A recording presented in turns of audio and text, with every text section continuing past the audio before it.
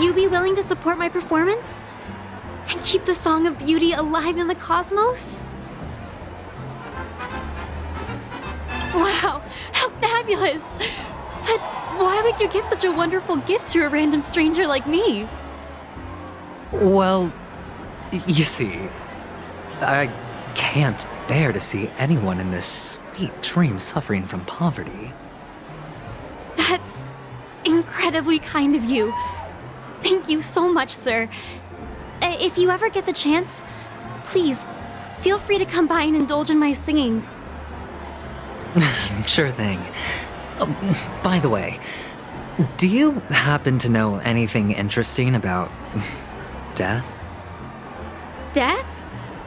That's a pretty scary topic, and it doesn't really match the mood of this sweet dream. Oh, you see, I'm a tabloid reporter collecting ghost stories in Penacony.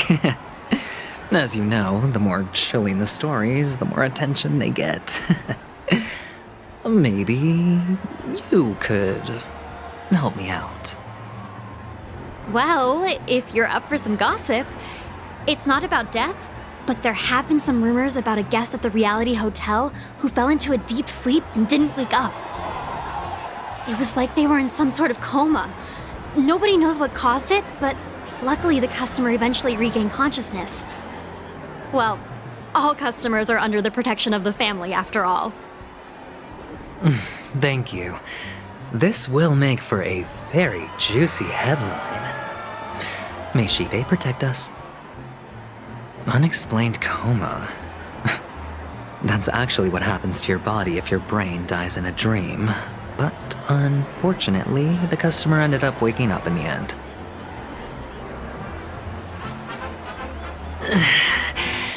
I can feel something inside my head. Is the harmony starting to kick in?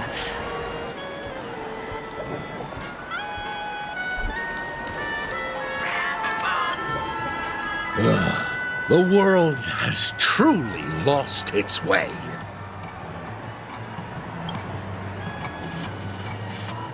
You... Wait. I get it now. This is some sort of prank show, right? You must have some cameras set up around here to film yourself doing good deeds, right? You youngsters are always looking for a quick way to get an audience. But you know what? A truly great show never comes easy. Oh, a great show will start soon, old man. But before that, I need to ask you something. Do you know where I can find death in this dream? Ah, I see. Another fearless youngster looking for death, huh? Well, let me give you a piece of advice.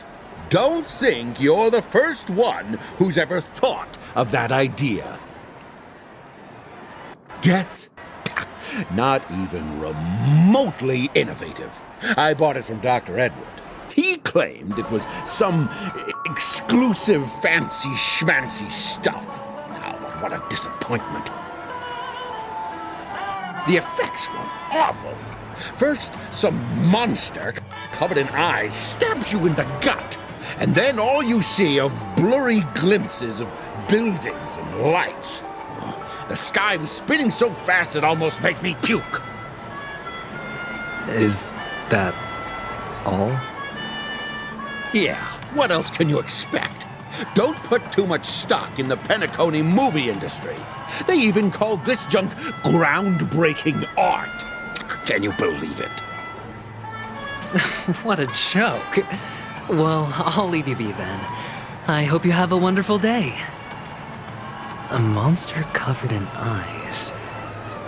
That sounds like the Memory Zone meme. But buildings and lights... I don't think those have anything to do with death. Well, that whole dream bubble was probably created using rumors and gossip.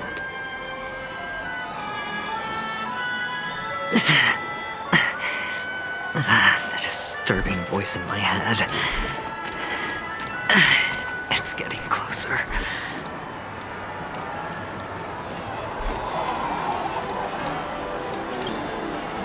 Take care, my friend. If you ever find yourself in danger, remember that the hounds are always ready to help.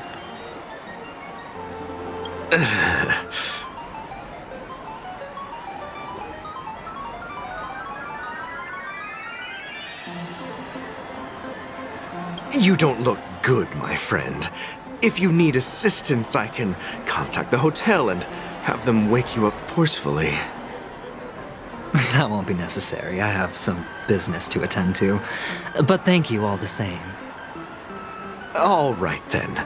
If you ever need help, don't hesitate to reach out to us hounds. Well, actually, I do need a favor.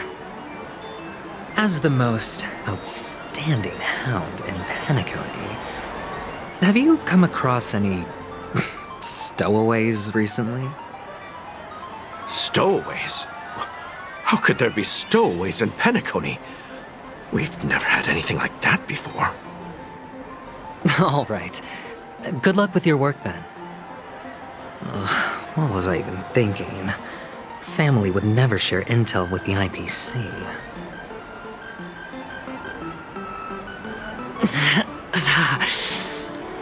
Does everyone have to go through so much torment before joining the family? Darn it. Now I just want to dig out my brain and use it as evidence.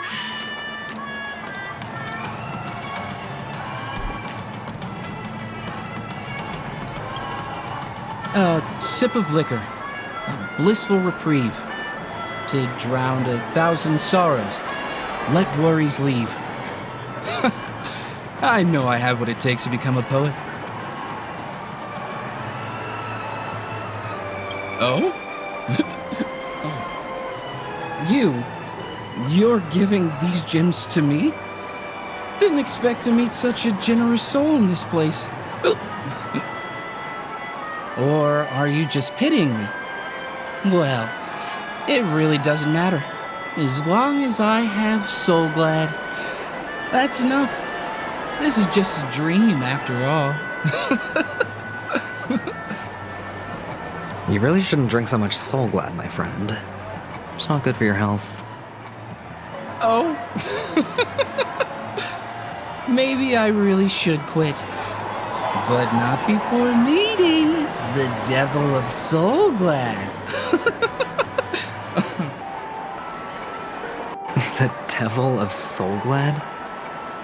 Care to elaborate? Yeah. It's a seahorse with a long neck.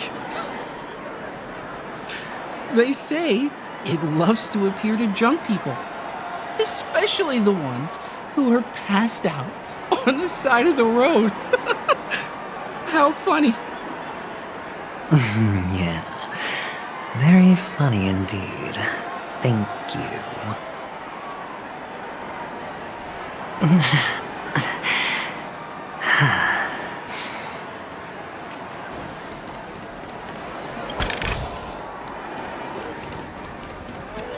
Who cares if everything's full of sugar? Please. You want to talk to me? Sure, but nothing too sensitive, okay? Huh. Wealthy people have fancy ways to enjoy this dream. But to be honest, I've never seen anyone who gives out money to others like you. So, are you trying to be the prince from the tale, handing out his gold leaf garment and melting his lead heart in the fire? I'm flattered. I'm no prince, and I just thought these gems would help you speak. So, as an investigative reporter, maybe you've heard something about death? Another curious soul. I see. Well, that was actually the topic I was most into when I entered the industry. But my boss shut it down. How did your boss talk you out of it? Well, she simply said, covering baseless urban legends like that would make us look like some third-rate tabloid. I thought about it, and she had a point. Reporting on stuff like blowing out birthday candles and getting spooked by nightmare ghosts isn't exactly professional material. Guess she's got a point. Thank you for sharing.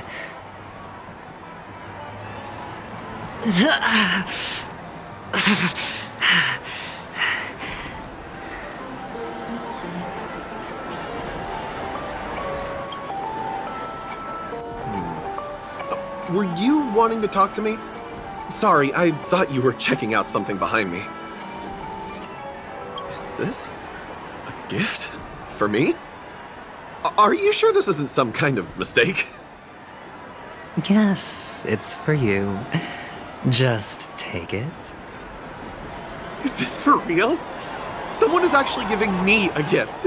Not for my parents, but for me. Thank you. Thank you so much. Oh, it's not much. I just want to ask you something. I knew it. What's on your mind? Are you trying to ask about my father or my mother? Neither.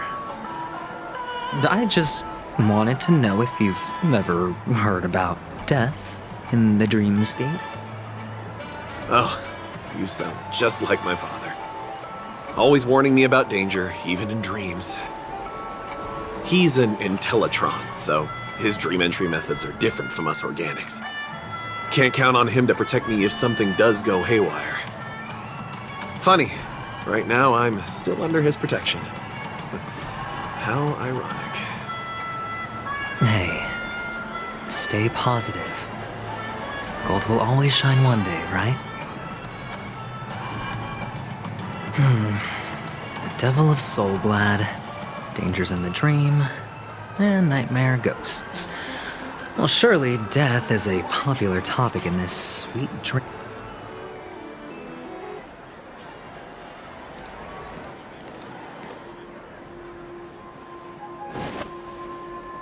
Remember what I said. You Sigonians are better off hiding in the sewers.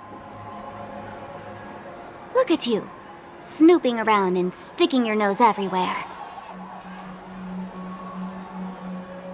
Is the smell of death so enticing, my fine fellow? Oh, it's you, masked fool. I should have guessed it. You're the imposter who appeared on TV after Robin's death, right? I heard you got caught by the family. I gave you a clear clue. Befriend a mute. Simple and straightforward, you know? And what did you do? You messed it up and ended up as their prisoner. I told you to make friends with a mute, not become one yourself. You really let me down. What do you mean? You know better than I do. Who watched the little songbird that couldn't sing perish right before their eyes? You did, Blondie. No, I mean...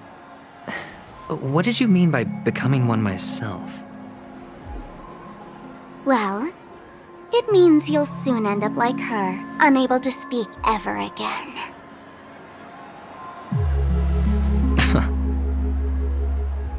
But it's a good thing if you ask me, because... Because I'm getting closer to the truth, right? Oh? Why else do you think I'm handing out cheap trinkets all over the streets, fool? All part of the act. Fool's bait. The more pathetic I seem, the more likely you'll come sniffing around. So, now that I've drawn you out, will you reward me with an answer for my efforts? Why should I help you? Don't you want to see Penacony descend into... chaos?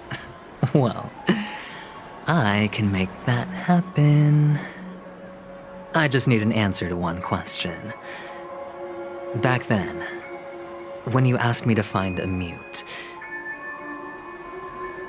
did you really mean Robin?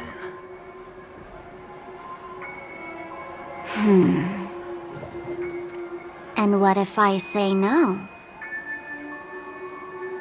Then I'll thank you. Oh, the word no has never sounded so pleasing. Well done. I admit I underestimated you, but what difference would it make? Let me tell you something. There were 2 mutes, but one is dead now, and the other, though he's still in Penacony, I'm afraid you'll never find him again.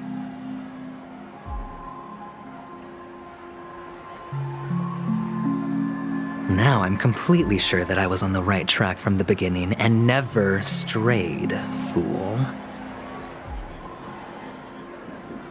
Right now, there are only 2 things missing from my grasp: the meaning behind the truth and the means to expose it. How impressive. That's quite a fancy way of saying I haven't learned anything so far. Not exactly. I've gathered enough clues to prove its existence, and that's enough for me. As for the answers to my questions, I'll find them within 16 system hours. Oh, really? Only 16 system hours?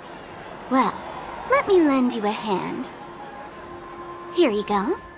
This is my precious, mutually assured destruction button, and I have one just like it. When either of us presses it, the other and the whole of Penacony will go up in smoke. If you're really so desperate for the IPC to take over Penacony, blowing up the chessboard isn't a bad idea. Start from scratch. That's where the IPC excels, right?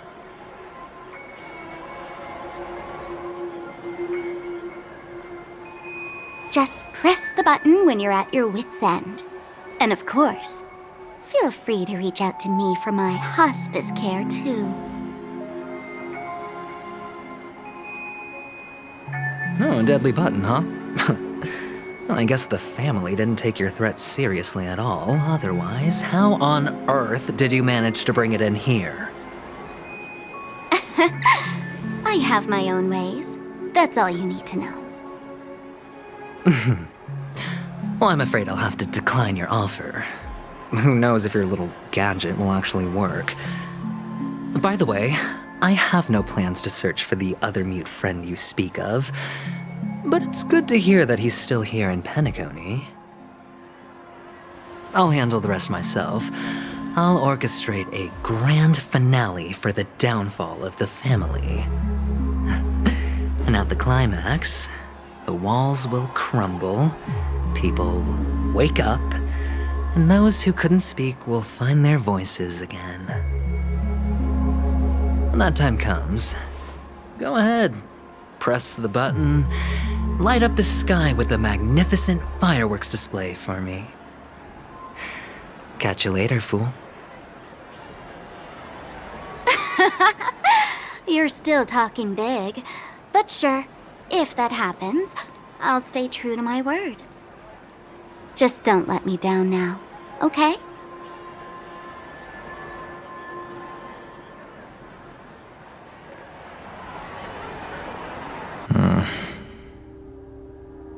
So, number 35. You're back. Like your new lucky charm? Can a commodity code really be considered a lucky charm? Silence! I didn't give you permission to speak, you Sigonian hound.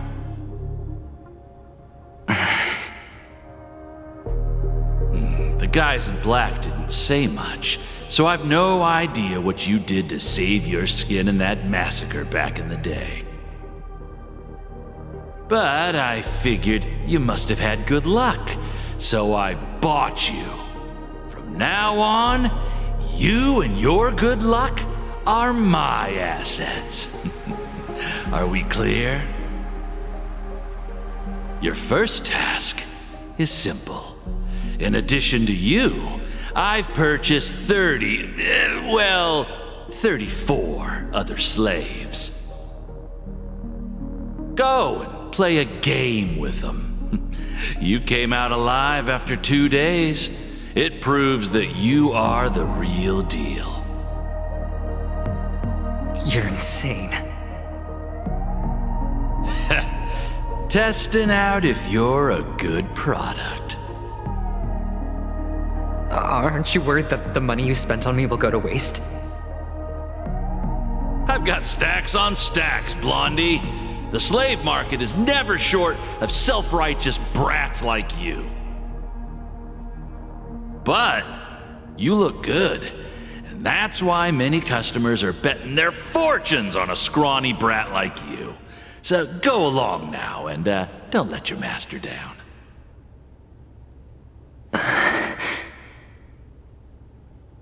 How much did you spend? What? My price. How much did you pay for me? Huh. You really want to know? Well, it was 60 tanba. No more, no less. I'll take my chances. 30 tanba. If I come back alive, you'll give me 30 tanba. Deal? Are you trying to strike a bet with me? Oh, you've got some guts. Yeah, sorry, but that won't do. Don't forget your place, slave. You're not qualified to be at the table. You're just a chip. A life thrown away in someone else's hands. Either you come back with more chips for your master, or you never come back. It's all or nothing. Don't embarrass me, my lucky hound.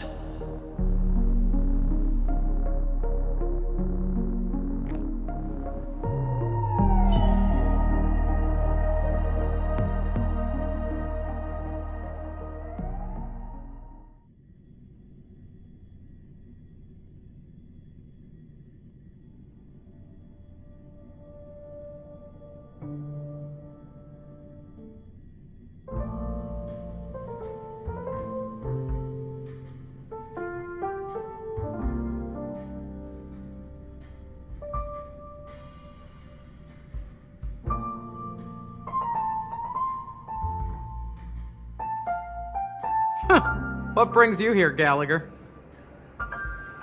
Some friends from the old days. Do you have a moment to spare, Siobhan? Oh, I have the whole day to spare. Ladies and gentlemen, welcome to Dream Jolt Hostelry. This bar offers a wide variety of drinks, but we draw the line at Soul Glad. Why settle for ordinary when you can experience extraordinary? We're dedicated to serving up nothing but pure joy and laughter. What would you like to drink? I'll whip it up for you. Oh, look! A lady as cool as Serval!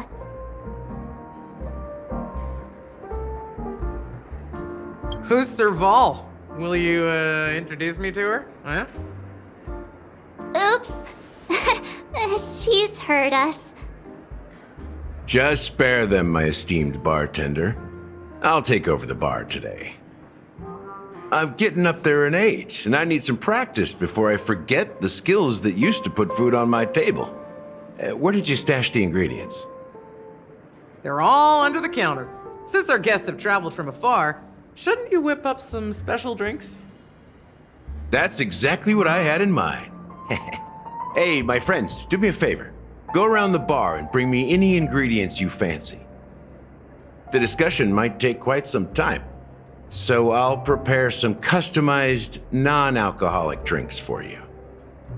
In the bar? But aren't all the ingredients right there on the counter? Why, we're in a dream, my lovely lady. You can help yourself to anything if you wish for it. Comfort, hunger, confusion, or even boredom. It's all within reach, right at your fingertips. Oh, did you hear that? She just called me my lovely lady. Even in reality, mixing drinks is more than just throwing ingredients together. A bartender needs to capture the bar's atmosphere, master technique, and spin a tale of mystery and anticipation. Only then can a perfect drink crafted with a customer's life story be created. In other words, what you get from your drink is down to luck, so don't overthink it. Indecisiveness has no place when it comes to enjoyment.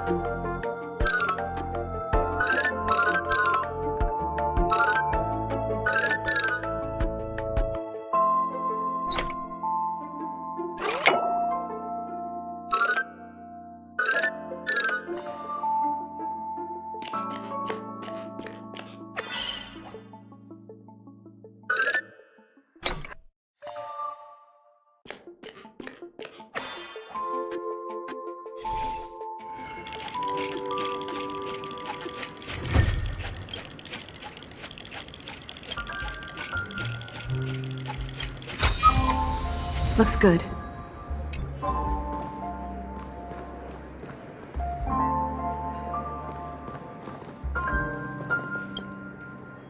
Check out this bottle! The liquid inside looks beautiful! And the label reads... Dream Syrup. Thick. I don't see an expiration date, but the production date is... half an amber era ago. Ugh, drinking this stuff can't lead to anything good. That's for sure.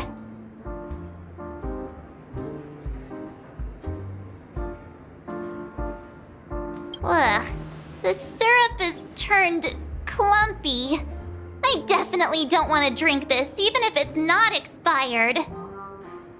Did you find the bottle of syrup I've been hoarding? Don't worry, it's all just a dream and it won't upset your stomach. It's been aging for years and should have a refined taste by now. Feel free to have some. It's perfect for entertaining lovely guests like you. Ugh.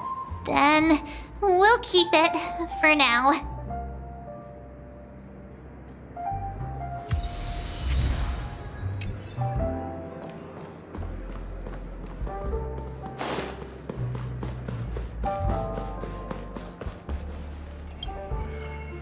Hey, look at all these chips scattered everywhere. A few days ago, an actor from the Iris family came. Caused a ruckus with Siobhan. Those chips must have gotten scattered during all the chaos. Nah, it turned out to be a landslide victory. That being said, opening a bar in this place, filled with monsters, is quite a feat. Siobhan must have a lot of tricks up her sleeve, right? You'll have to ask her yourself to find out. But I have a feeling she won't budge unless you impress her with an incredible drink. That's quite a stash. Not sure if it's enough. Stay out of my way. I'm looking for Siobhan. Uh-huh? What's all the commotion about?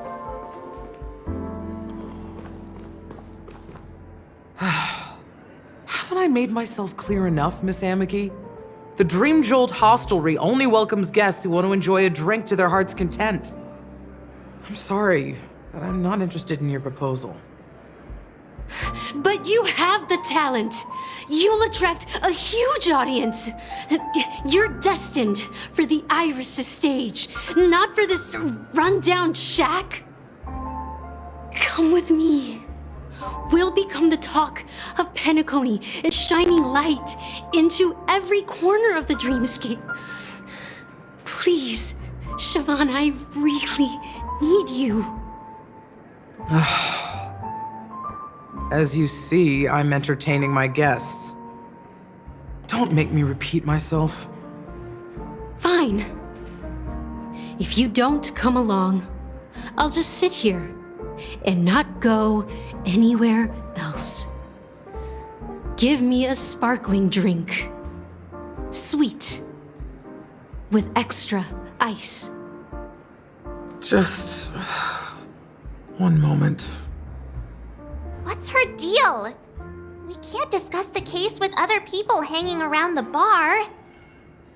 Hey, can you do that clockwork trick of yours again?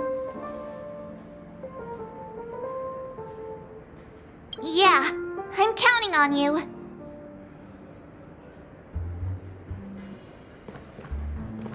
You're one of Siobhan's guests, right?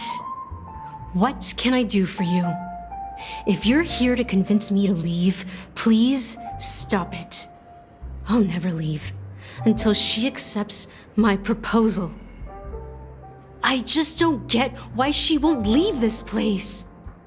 This rundown shack with no customers whatsoever.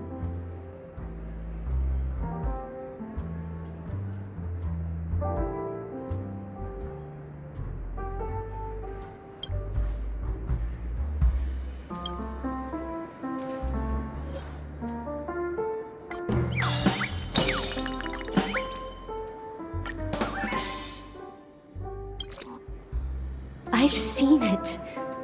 The moment when Siobhan and I share the stage. The crowd is going wild, applause crashing like waves, the aroma of irises fills the air. A beautiful melody playing, ribbons dancing around us, and the taste is sweeter than honey.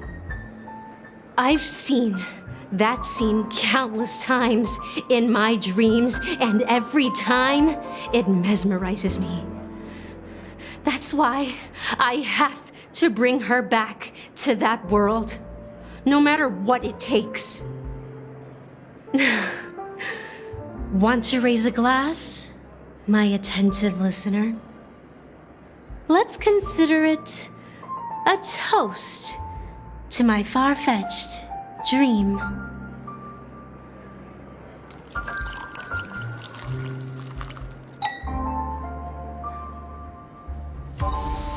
She's still not leaving. Maybe I'll have to try again.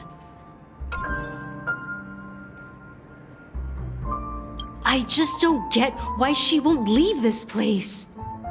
This rundown shack with no customers whatsoever.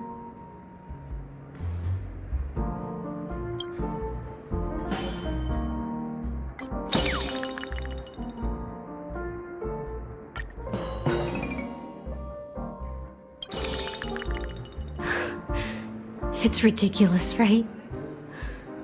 Our paths were never meant to cross, yet I'm still holding on to her.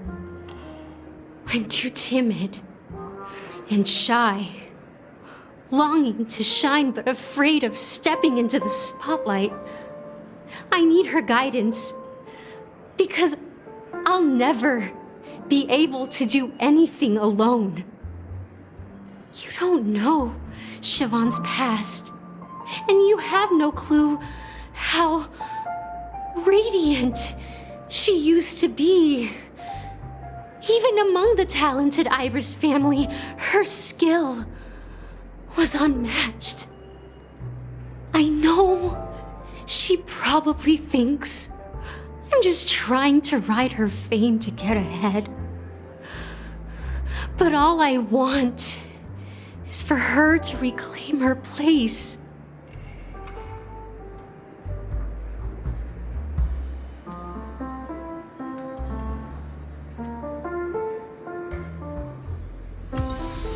She's still not leaving.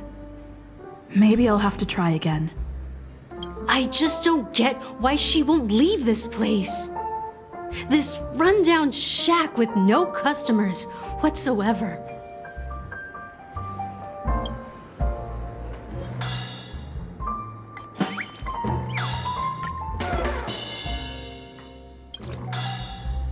Those darn Irish jerks! They're the ones who forced Siobhan into hiding here, running this pesky bar. It's all their dirty scheming. I get it now. She's not leaving because she doesn't want to run into them again. I can help clear the way for her. I can do her a favor. I'll go back and write a letter to the Dream Master exposing the crimes committed by the Iris family. Siobhan will definitely appreciate it. Well, talking to you has got me feeling a bit down. My thoughts are swirling, making my mind clear, and bringing tears to my eyes. Maybe I should find a place to reflect on what Siobhan truly means to me. Here's the payment for the drinks. Please, pass it on to her. I'm leaving now. Amaki has left? That's good for her. Radiant dreams may be enticing, but they're nothing more than dreams. Her drink is on the house. Please keep the money. When you're ready, go to Gallagher. I can tell he's itching to show off his skills.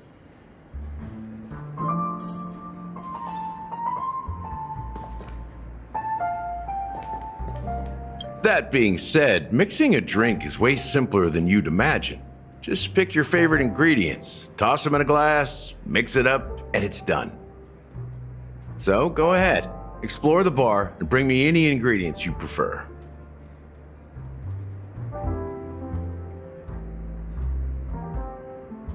Nice work. Let me take a look. You found some interesting ingredients there. Now take your pick. Each drink has its own unique flavor, and the base ingredient sets the tone for the initial taste and the lingering aftertaste. So, which one would you like to use as the base?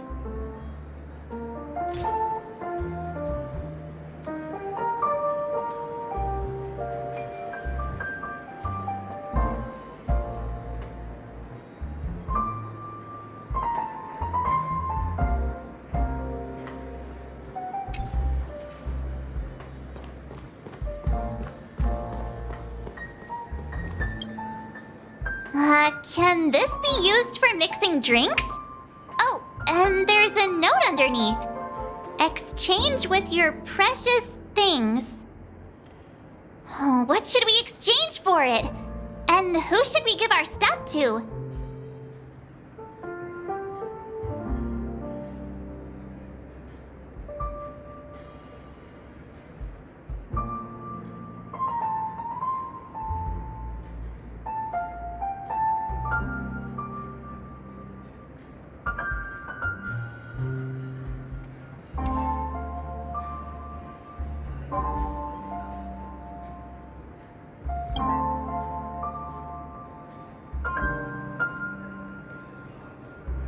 Whoa, the words on the note are changing! Stairs made of coins can lead to happiness. Does this mean we can take it? I'm not sure if it's a good deal, but thank you anyway!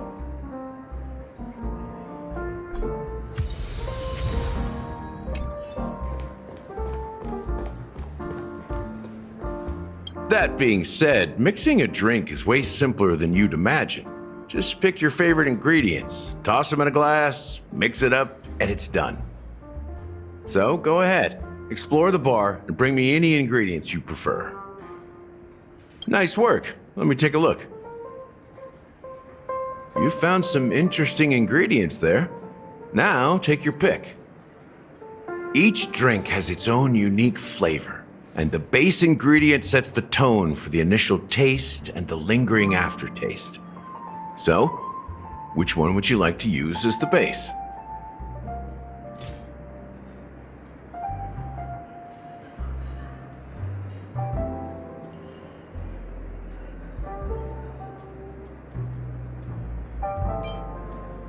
The original formula is said to be Nunu's favorite drink.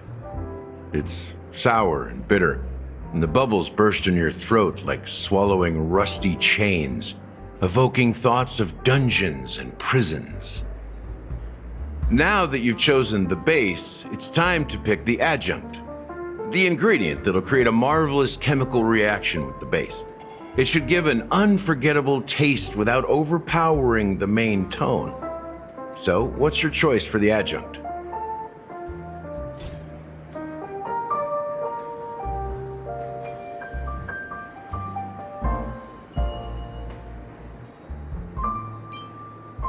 Bright future.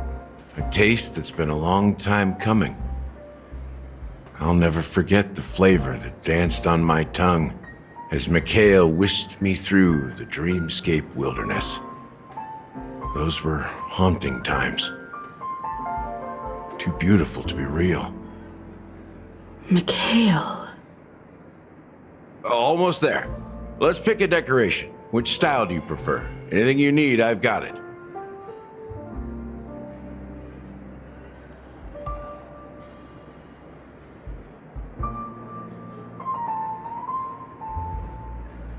Concentric circles. May you always remember where you started. Well, it's done. Here's to you, the nameless, with this glass of a ticket to the boneyard.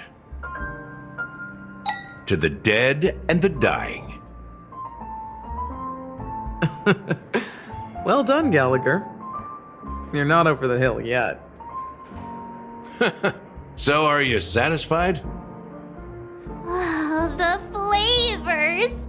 They're way more sophisticated than Soulglad. The richness and layers of these flavors are a masterpiece, especially with the adjuncts. I can taste the spicy and sour notes with a hint of sweetness. I'm not entirely sure what it all means. Maybe Mr. Gallagher can shed some light on it. Well, if you're expecting a profound answer, I'm afraid I'll disappoint you. The imagery it implies is pretty straightforward. It's just a glimpse of what this dream truly tastes like. Nothing more. Does this true taste have anything to do with that Mikhail? Yeah, that name does sound familiar. When you got knocked out by that masked fool girl, I think I heard someone calling that name. Do you remember?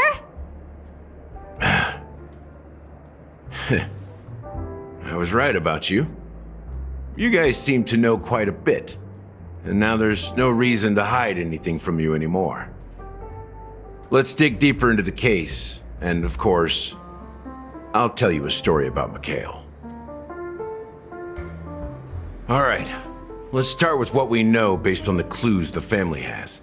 It seems that Firefly isn't a local or an invited guest. In other words, she's a stowaway. She managed to fool me at first. My age must be getting the best of me. But here on the planet of festivities, stowaways are a common sight. You're bound to run into one sooner or later.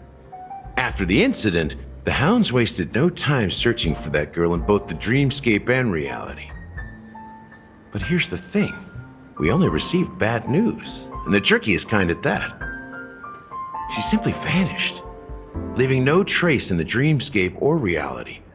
as if she had never come to Penacony at all. Huh? Does that mean...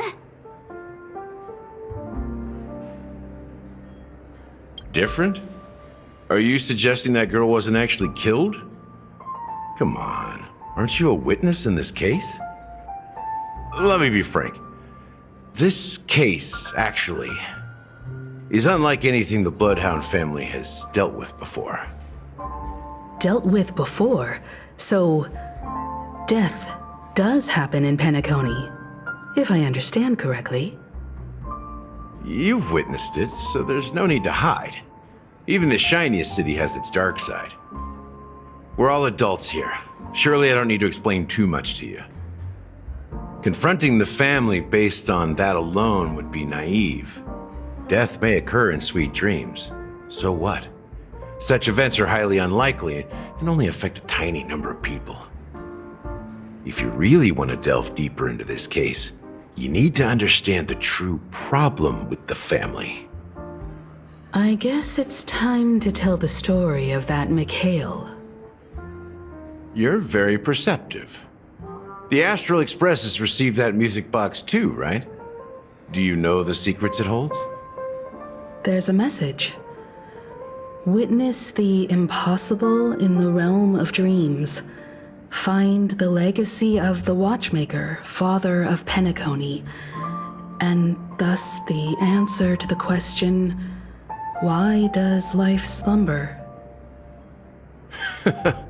That's the exact wording. Hey, why are you laughing? Wait, did you write it? It's quite poetic. No, but I'm the officer in charge of this case, so how could I not know? I'm sure you must have noticed that this message didn't come from the family. You might have even guessed that the relationship between the family and the Watchmaker isn't as close as it seems. That's just our speculation. Actually, it's hard to believe that the father of Penacony and its actual managers are at odds. Now I can assure you that your speculation is absolutely correct. The family has considered the Watchmaker an enemy for a long time, but the Hounds haven't been able to track him down, as he seems to be living only in the characters and stories he created. Let me ask you a question. Have you ever wondered why the family allowed the Watchmaker to send out such a ridiculous message to the outside world, inviting you here and causing chaos?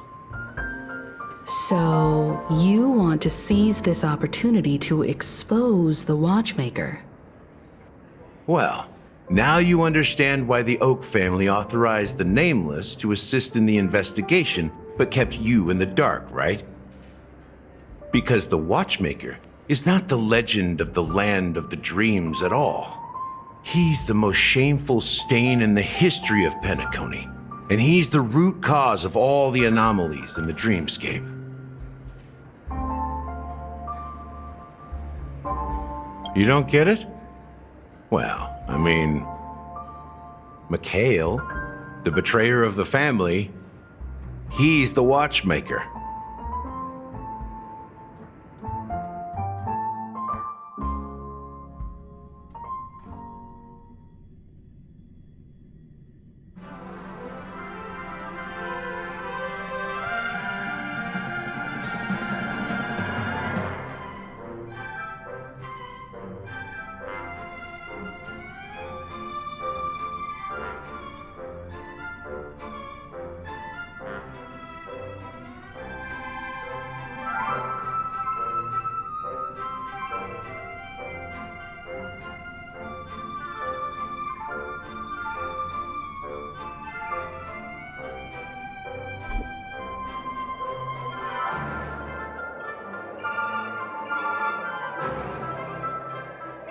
Here we are, Clock Studios Theme Park, the most popular entertainment center in Penacony.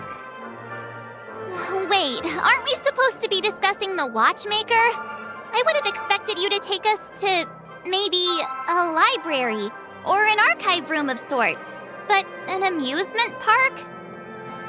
The culture of a city reflects its history in the most authentic way. To you, it's a fun place. But to me, It's a prison for the planet's past.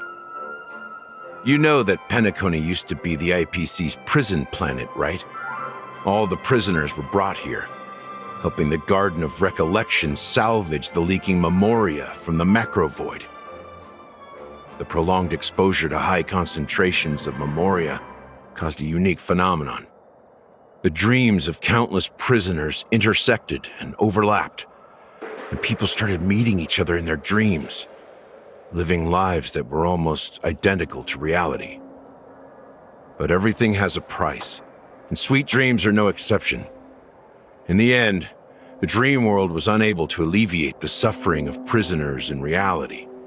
One of the prisoners broke free from the IPC's shackles and fought for freedom. He is Hanu, the great leader of Dreamville, the great peacemaker, and the faithful companion of the underdogs. History is always written by the winners. However, it's undeniable that Clocky is an animation that draws from Penacony's actual history. These characters not only exist in Dreamville, but also in the distant past. Once you realize this, you'll understand why we're here. There are so many members of the Bloodhound family around here. They just received a lockdown order, supposedly from Sunday himself. Who knows what it's for? What's going on? How did anyone go in?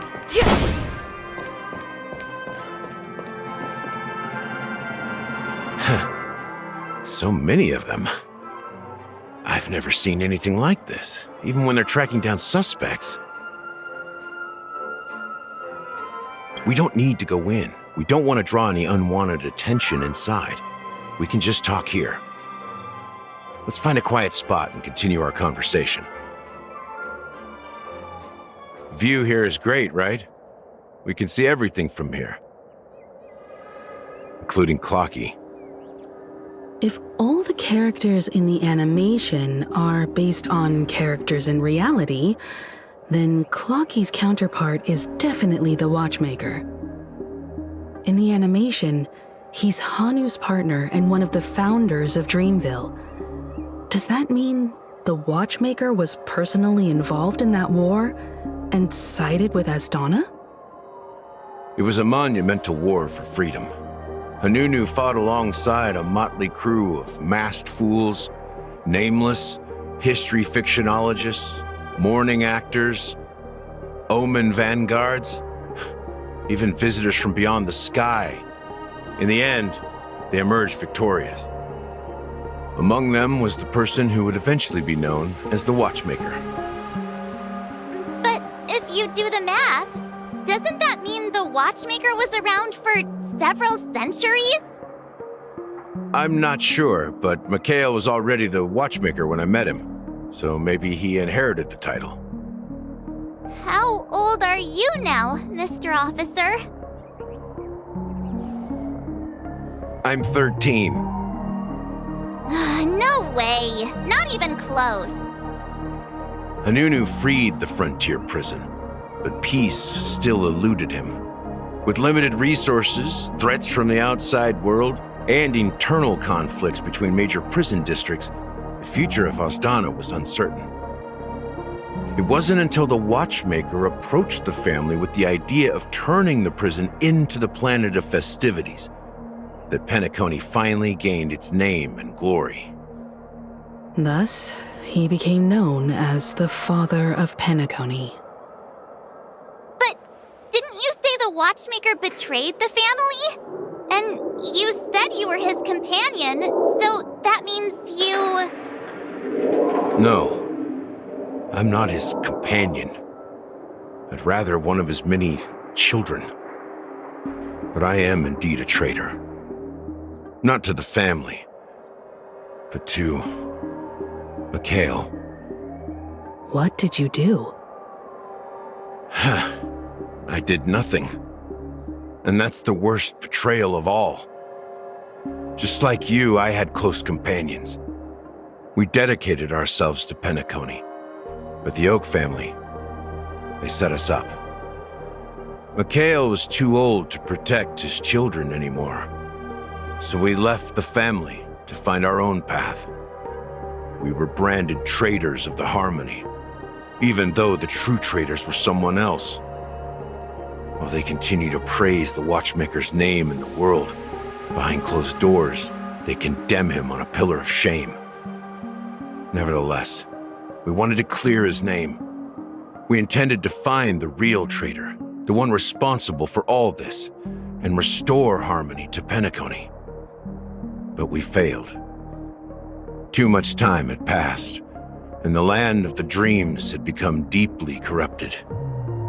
After countless fruitless pursuits, I gave up. Like a lost dog. The family accepted me and made me an officer, supposedly as a form of forgiveness. But it was actually a punishment. Since then, I've been completely cut off from my partners and my past. As for Mikhail, I heard he died in obscurity, in a place where no one could find him. That's when I realized that the Penacony I once knew would never return. We're truly sorry for what happened. But this is not the end of the story, right? Apparently, someone has inherited the title of the Watchmaker and has been secretly working against the family all this time. Unfortunately, after all these years, I have no idea who that person is, or if they're even real. Or just Mikhail's lost soul haunting the dreams. So, do you understand why I'm spilling all this info? Because I believe the girl's death must be connected to the Watchmaker's legacy. And at the end of all these mysteries, we will find the answers we are seeking. If it really is Mikhail's ghost, I want to meet him. If only for the last time. For those who despise me could form a line from here all the way to the entrance of the hotel. But those willing to look me in the eye and hear me out? Let's just say, there won't be many. I've told you all I know is a sign of gratitude. Thank you for listening to this old dog. Bark and all. Something just happened at the theme park. Now if you'll excuse me, good luck to all of you. How ironic. What's so different between the stowaways rejected by Penacony today and the dream seekers once hailed as pioneers several amber eras ago? Gallagher does have a troubled past, it seems.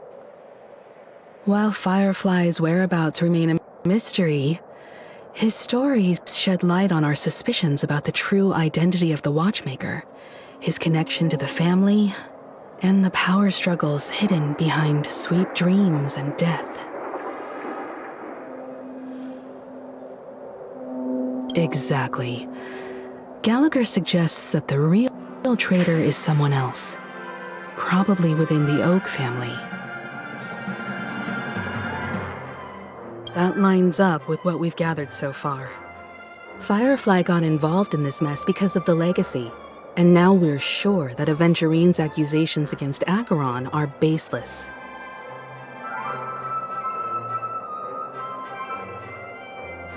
You're really into Clocky, huh? He's just a fictional character, not a real person. Speaking of which, that Clocky who only reveals himself to you is quite intriguing. It's a shame we've never met him since then.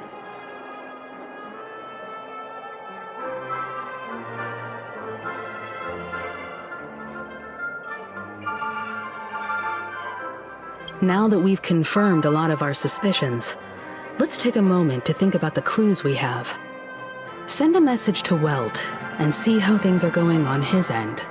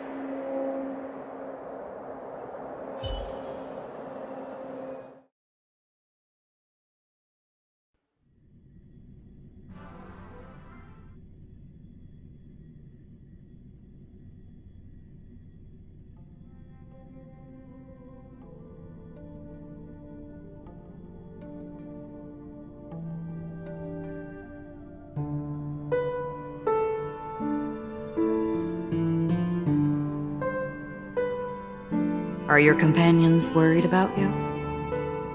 They're just checking up on me. Let's get in and get out.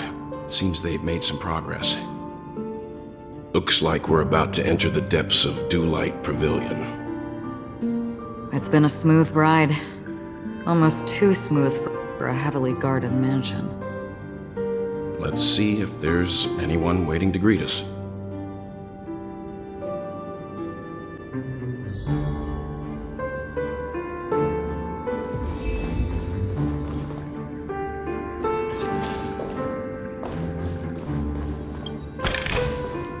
Don't forget to let your friends in on the action.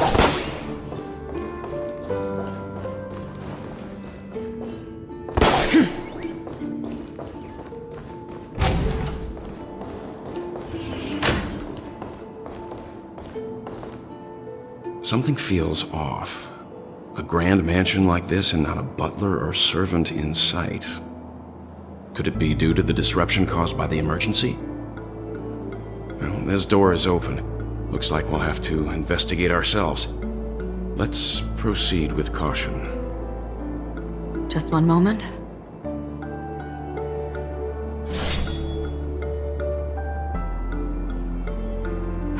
Light. I've made myself less noticeable. The crew can explain their presence as authorized by the family, but I can't come up with any excuses for being here. I see. What an interesting technique.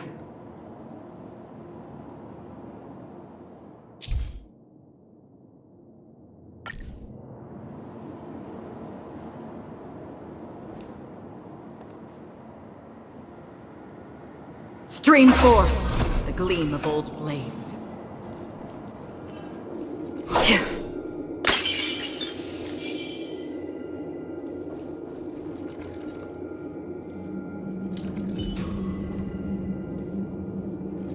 Sound lingers.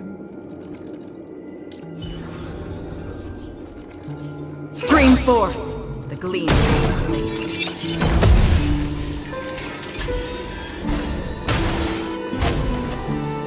The model in the sand pit. It's the golden hour, isn't it? Maybe the heads of the family used that model for discussing important matters.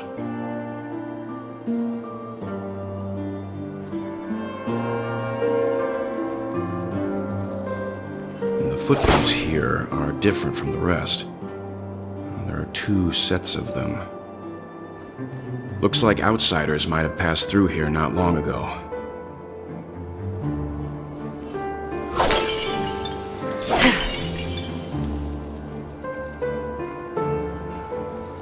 Stream forth the gleam of old blades.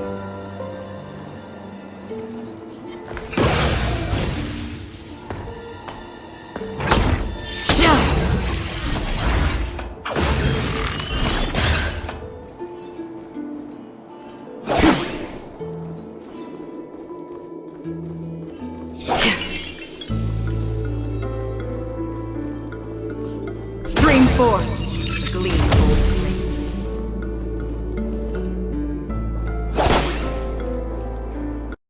While there aren't any people in this mansion, they've set up quite a few mimetic guards to patrol this place.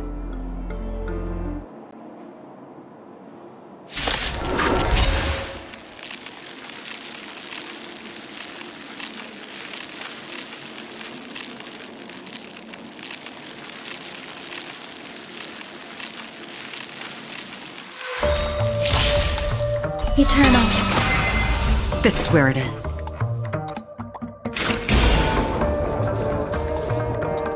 Destined for oblivion.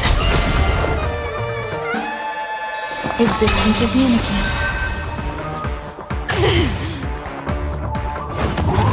I think something bit me. Say bye to breathing. Every petal in life's garden, all will be swept away by the wind.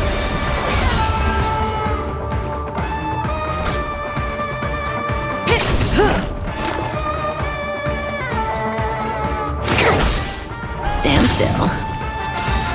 That's half the work.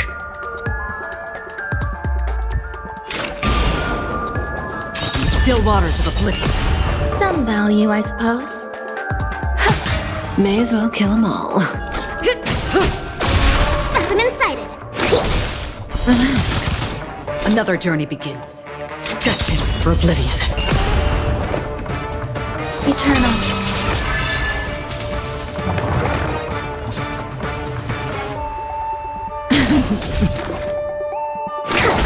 Stand still. Free will, or was it fate?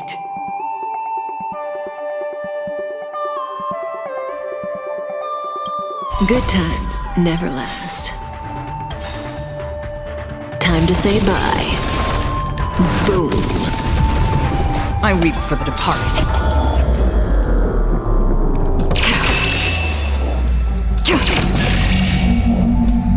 It too shall fall.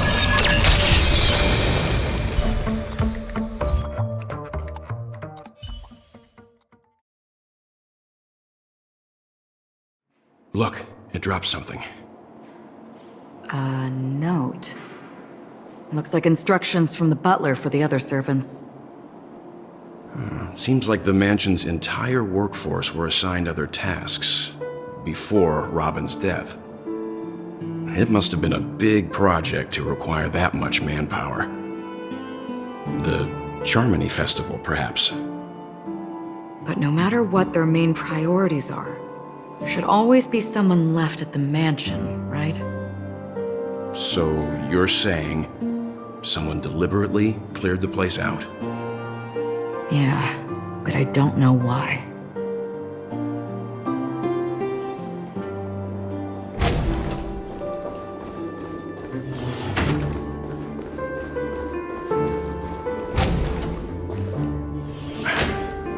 No one here either. Since no one's around to entertain us, let's make ourselves at home. Stay close to me so that my white can cover you too.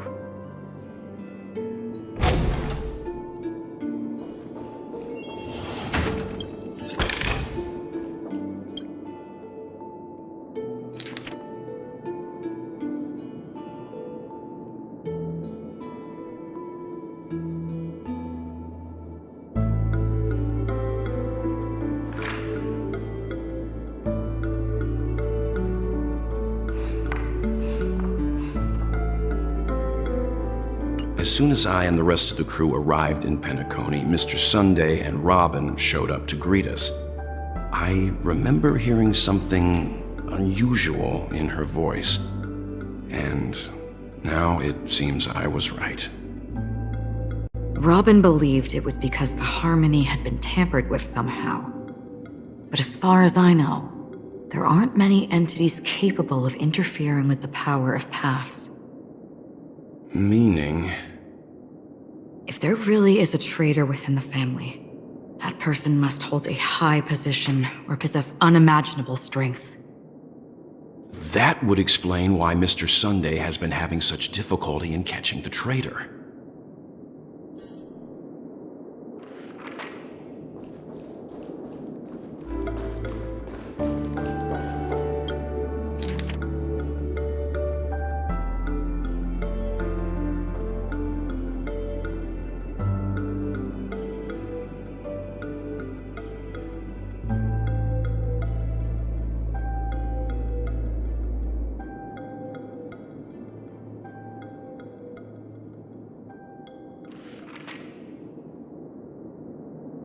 The information about Robin, Firefly, and the other victims.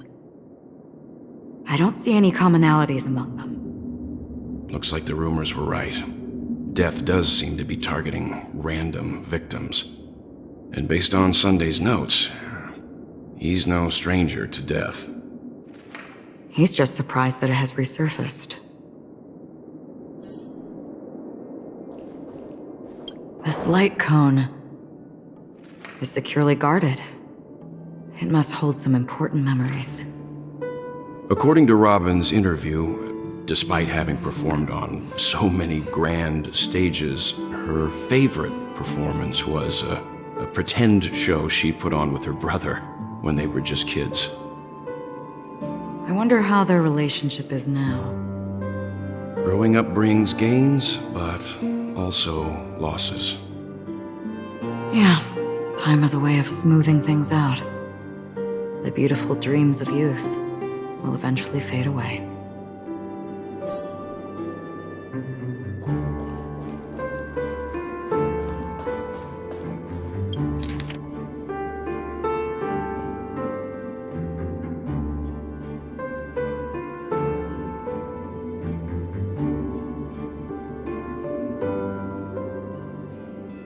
It seems neither the Dream Master of Penacony nor this old Odie is happy with Sunday's recent performance. They don't seem to care much about death. Instead, they're more concerned about the Charmony Festival and the Watchmaker. Maybe the other family heads don't think death is a big deal. One thing's for sure, there's a lot of internal conflict within the family, and everybody has their own agenda.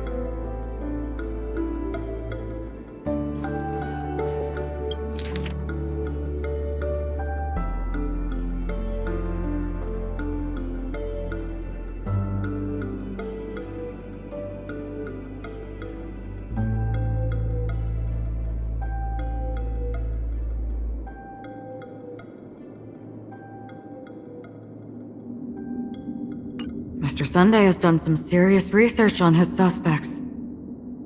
This traitor must have been causing trouble for the family for a long time. They all seem to be insiders, but I haven't met any of them. Huh? Wait, these characteristics. What is it? No, nothing. Maybe I'm just overthinking things. However, if this traitor really exists, could they be responsible for Firefly and Robin's deaths? Perhaps that's why Sunday is taking this matter so seriously. That's all for now. Nothing more noteworthy. Before coming here, I had all sorts of scenarios in my head about dealing with the family. I did not expect an empty mansion. Watch out! Someone's approaching. I don't think trespassing on forbidden areas is the way to be a guest, Mr. Yang. And... Acheron? The Galaxy Ranger? Our apologies, Mr. Sunday. Nobody came to greet us, so we entered without permission. I hope you can forgive us. But even if there's no one to greet you, you should wait for the host. Don't you agree? Even without the famous Galaxy Ranger. As far as I know, the crew has officially accepted the family's commission, so coming here will be unnecessary for you. On the contrary, that's exactly why we're here, to ask you about the case and gather more information. We don't want any loose ends. Well, since you've come with goodwill, I have no reason to show you the door. Rest assured, he hasn't figured out that we went through those documents. While the truth remains a mystery, I'm getting close to it. I assure you that the traitor will soon pay the price. Let's hope justice will prevail soon. I have a question for you, if you don't mind. How did the family come to the conclusion that the murderer was within the family? With all due respect, it's in the IPC's interest to wreak havoc before the Charmony Festival, and the family has every reason to suspect the IPC's involvement. Well, other family heads share the same suspicions as you, but in my opinion, The true murderer would never have drawn as much attention as that ambassador did. Not to mention, I personally shackled him a while ago. However, I'll give you a suggestion regarding your suspicions, Mr. Yang. You should be more cautious of Aventurine. While the wicked can't break through high walls, they can plunge their evil dagger into the heart of the righteous. He's a businessman, not some philanthropist. But right now, he's out there handing out his wealth on the streets. And he went to the Clock Studios theme park all by himself. Who knows what kind of scheme he's cooking up? While the family is dedicated to keeping our guests safe, it might be wise for you to stay alert. You never know what unexpected troubles could arise.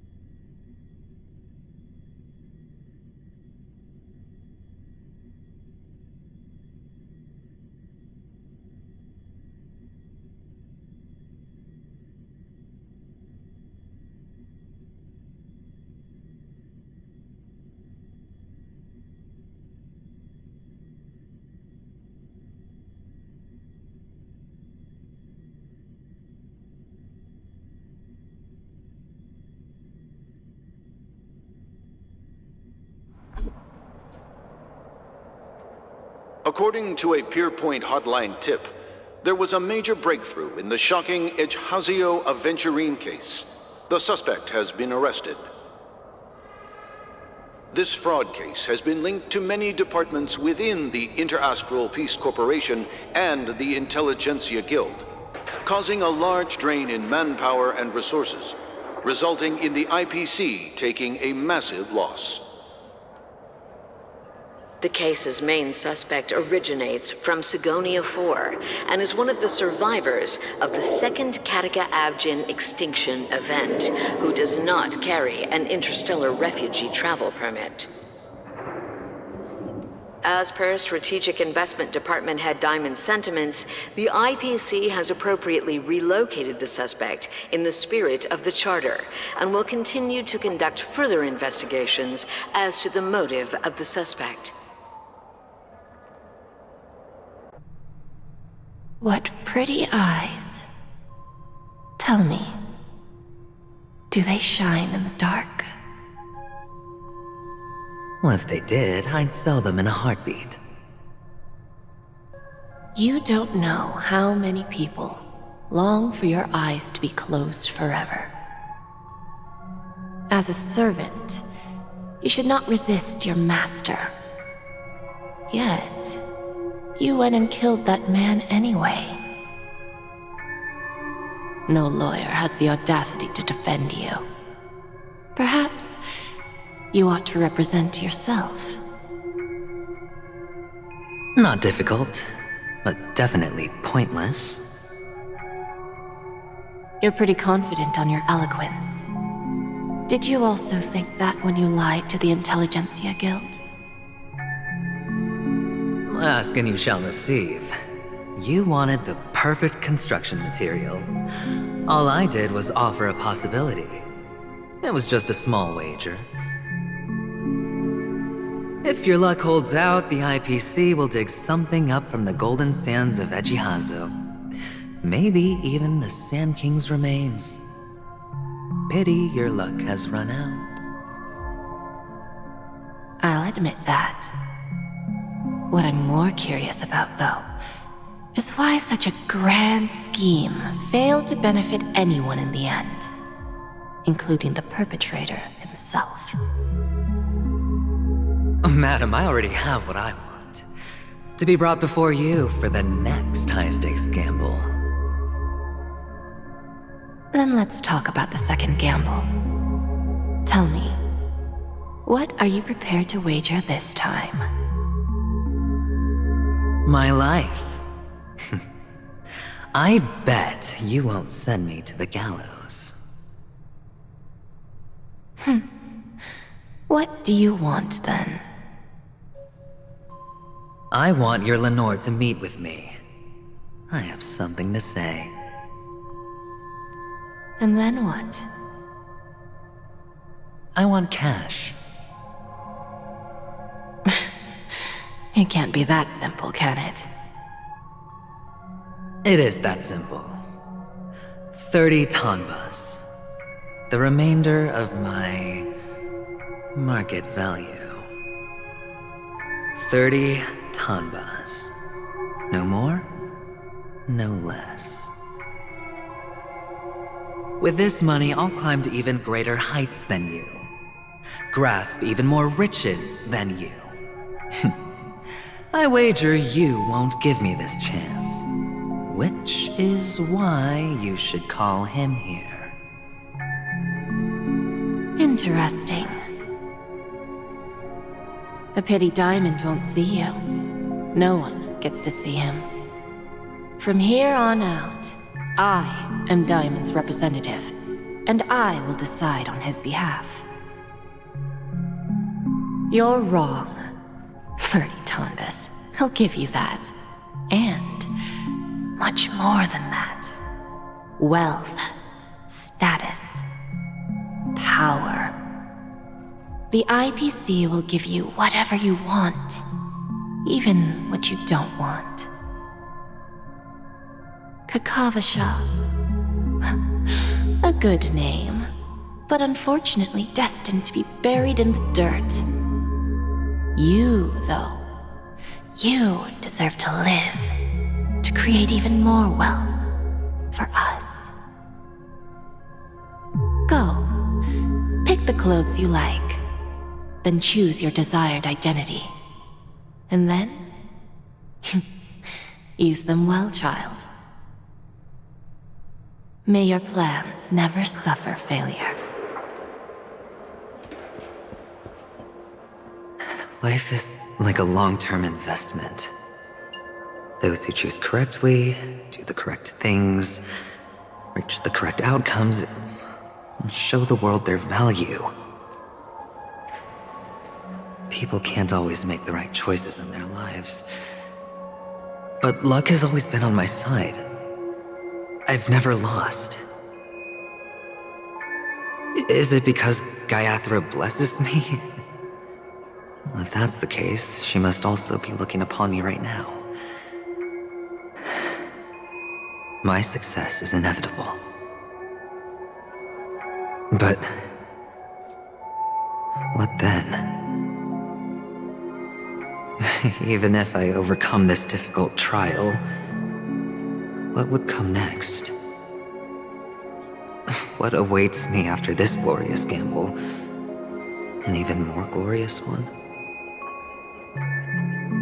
Will I return triumphant with unending riches after countless successes, or will I encounter failure, never to return?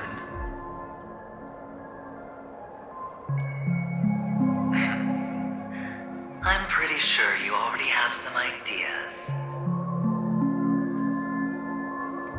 Lowly gambler.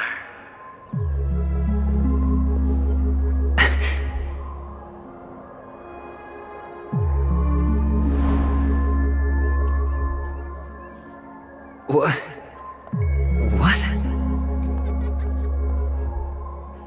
What?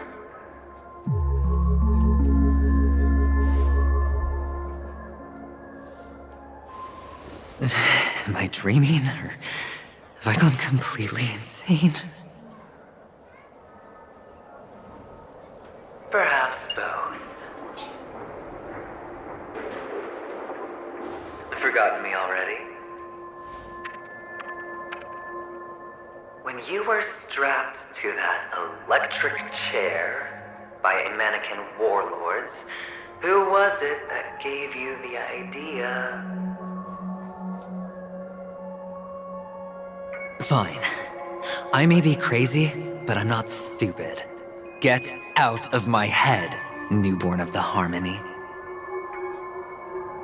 The Harmony? Oh, don't play the fool. It's not the first time we've met. No need to be so polite. I'm you, and perhaps even more aware of yourself than you.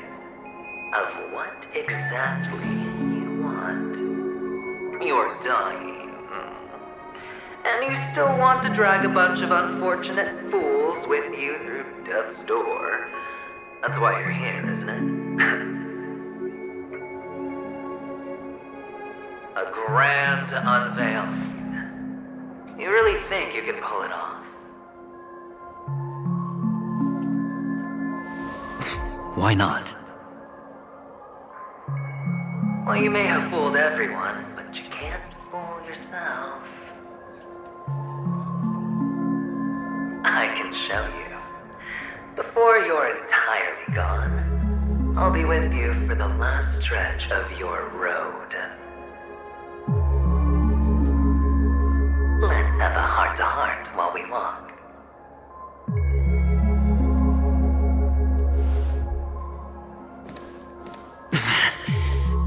What exactly are you? Most people in this world spend their entire lives just to reach one outcome. And I am that outcome. Kakavasha, I am your future.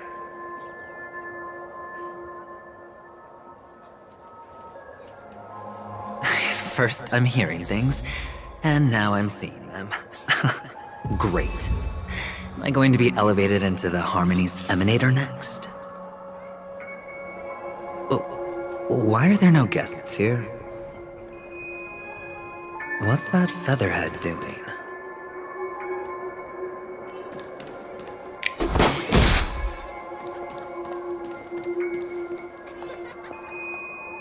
Just a Pepeshi?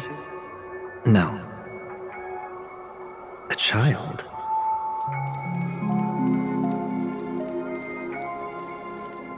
I thought minors weren't allowed in Golden Hour. Hey kid, you okay? Are you lost?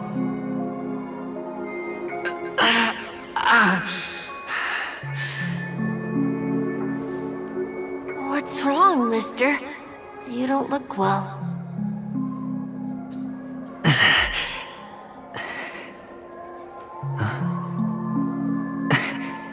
Your eyes. Impossible. Who are you? They're pretty, aren't they?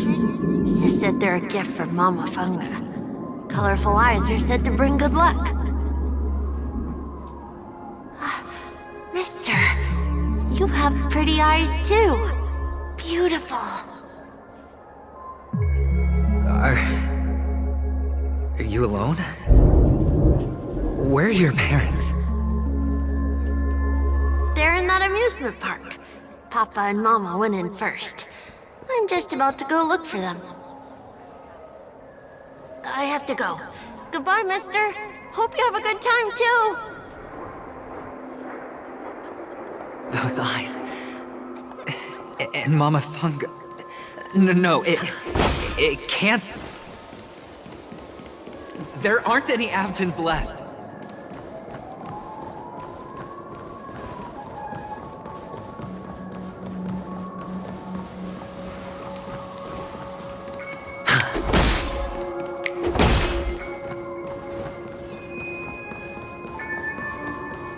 Papa, Mama, wait for me.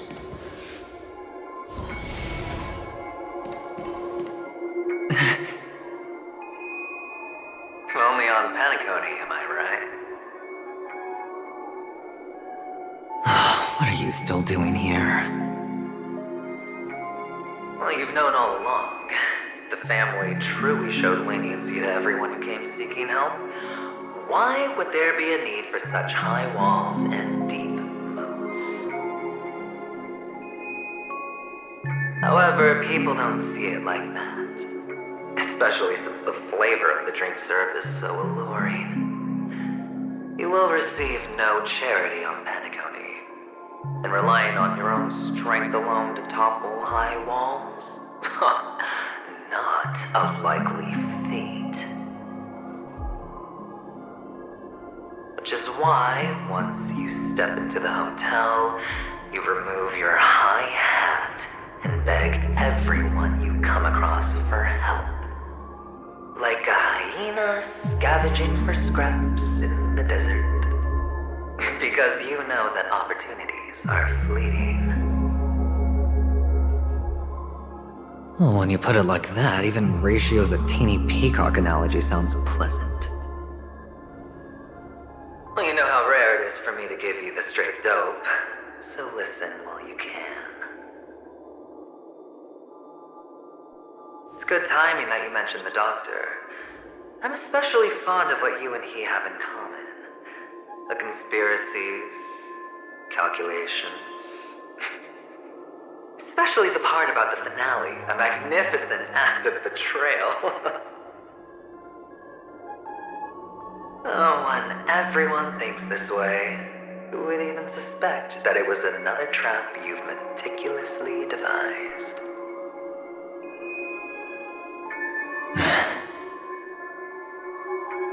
Go on. Tell me I'm right.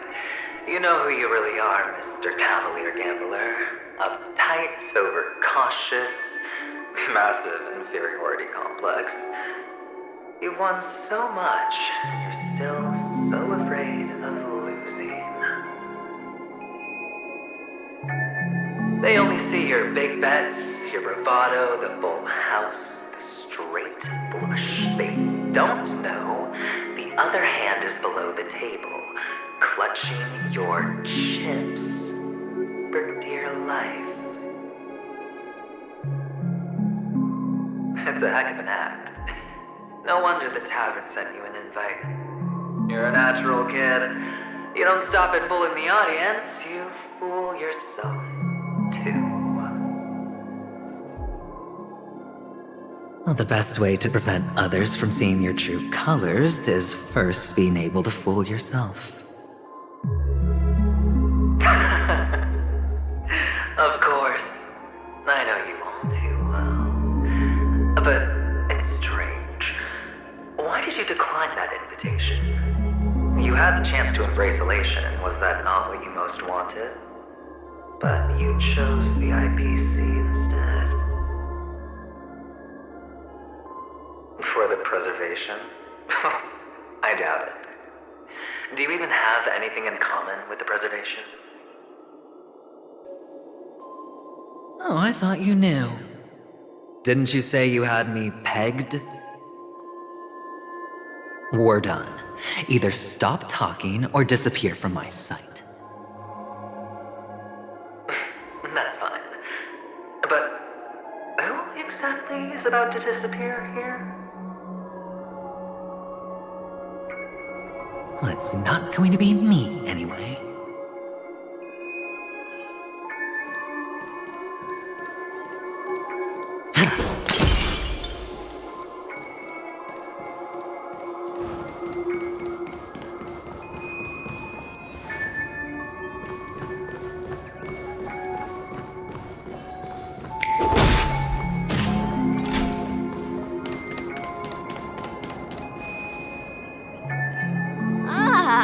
Playing hide and seek.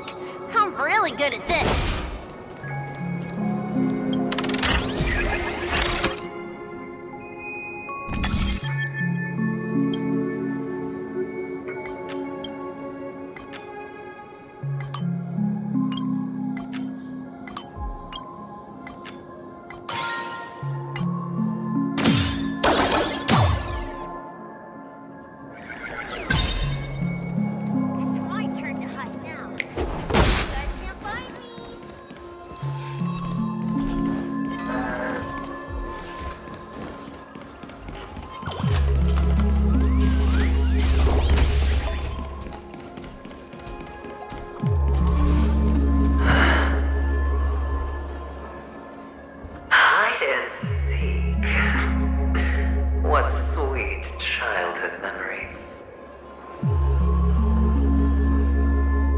Mama said goodbye that day, how many catechins were like jackals hot on your heels?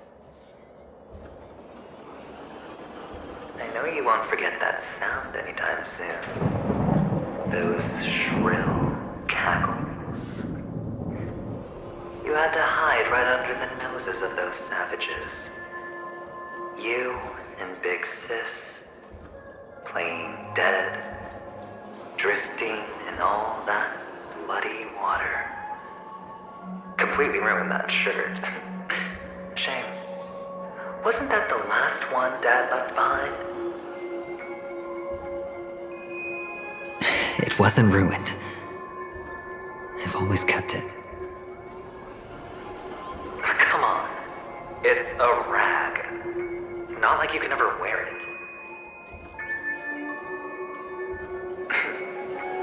Now you don't have to hide. You probably won't even deign to get your pretty outfit wet in the rain. And your social capital has changed after all. I've never changed. On the contrary, now you're the one who does the hunting. The last round of hide and seek, and you get to be it. You should enjoy it.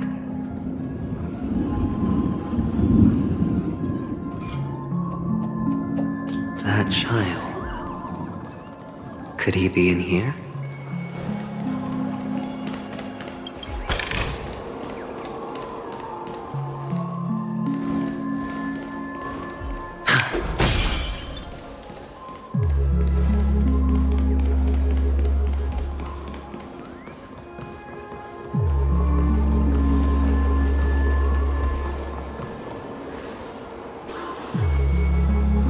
Is this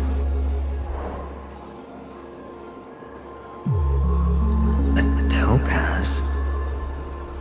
What is this doing here?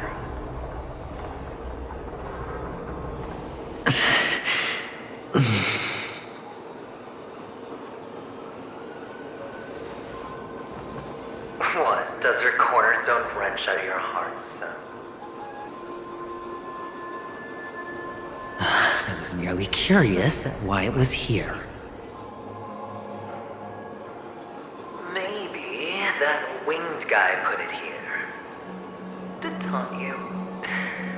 Just to make you realize that your painstakingly arranged magic show is nothing but a death rattle. The cornerstone's hue is the same as the radiance of Clipant's body. I've got to give it to you. I've heard a lot of baloney, but that lie deserves a prize for sheer nerve. If he were just a little bit smarter, the chick would have been up right there. This is just bait. Of course. That's why Ratio's betrayal was one of the keys to your plan. I have to say, that doctor's acting was superb. Or maybe he wasn't acting at all. All the better for you. Sunday didn't become head of the Oak family by acting sloppy. He's obsessed with control. You have to give him enough detail to satisfy his meticulous nature, but not so much that he gets suspicious. Which is why you had Ratio seek him out and leak the plan on purpose. To prevent the other party from suspecting anything. The intel you gave to Ratio was all true. He spoke of the same to Sunday. Finally, Sunday took the bait, found the other cornerstone, and before you know it,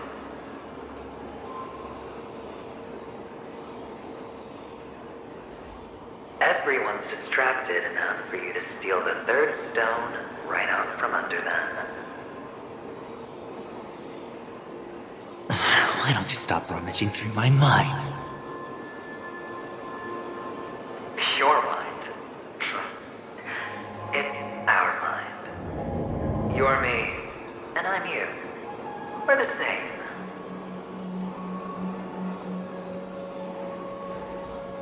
The best best way to prevent others from seeing your true colors is to first be able to fool yourself. Really? You can't even fool yourself. You just got lucky this time.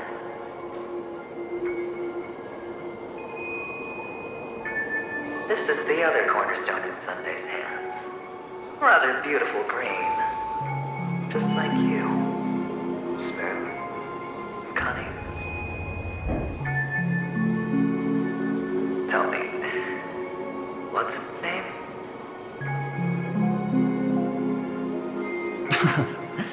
Why are you even asking me? Must I do all the work? Aventurine is the stone of luck and trickery.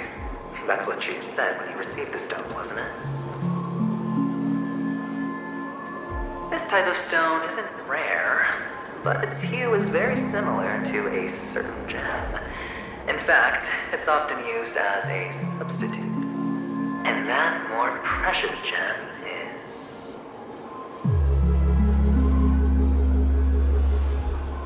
Jade. Even Sunday can't tell the difference. Oh, looks like jade can be substituted for aventurine, too. Sauce for the goose.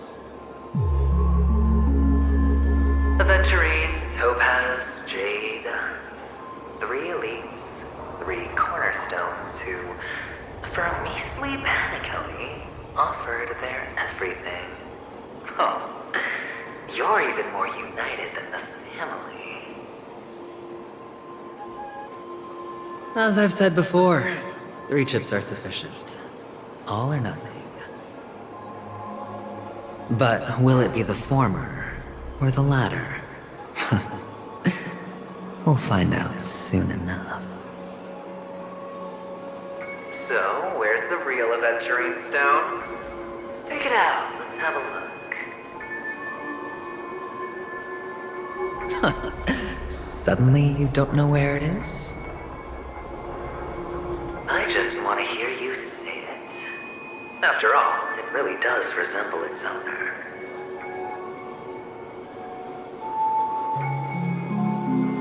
As you wish, then. They never went anywhere. They're right where they belong. Piled up with these cheap baubles. You smashed the aventurine stone before you left? Oh, just look at it. Shattered. Just like your life. Poor thing. A humble pebble coated in the most lustrous sheen. I take it back. This thing is far more precious than your life. You're absolutely clear about the consequences of doing this. Blasphemy against Klipoth's body. You think the IPC will let you get off scot-free?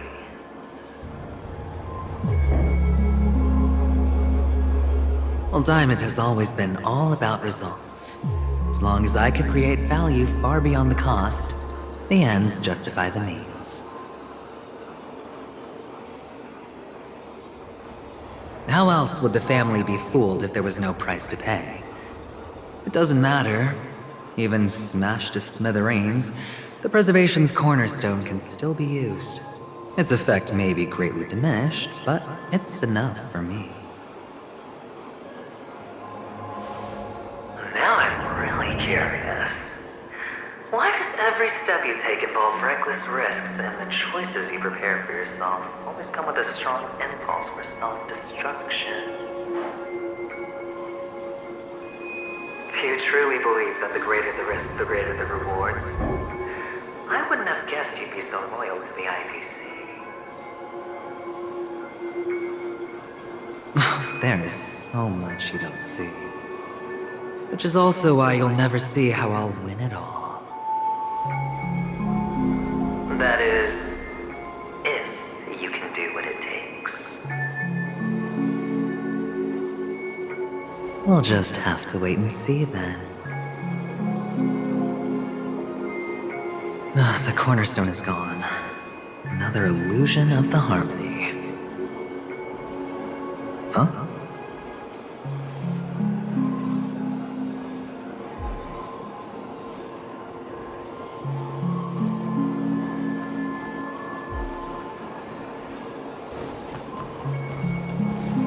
Hello. We meet again, Mr. Pretty Eyes. Yes. We meet again. Did you find your mother and father? Of course. Big Sis is there too. The four of us were just playing hide and seek. I'm so happy. On our way here, Papa even brought me to see a blimp. I think you mean film. Yes, that's it. Putting many drawings together and turning them into a moving wall painting. They put me, Papa, Mama, and Big Sis together, turning us into one big family. You should give it a try too, mister. You look sad. The amusement park will cheer you up. Sure.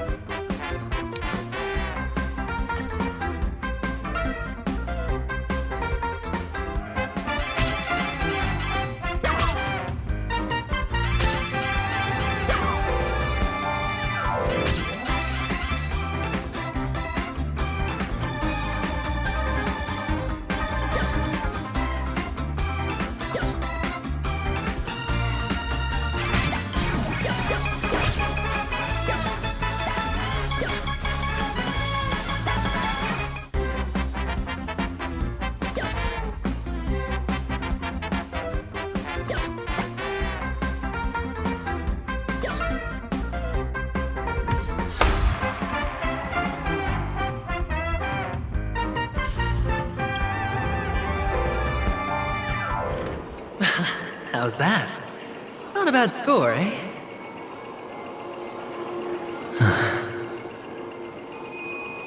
Boring.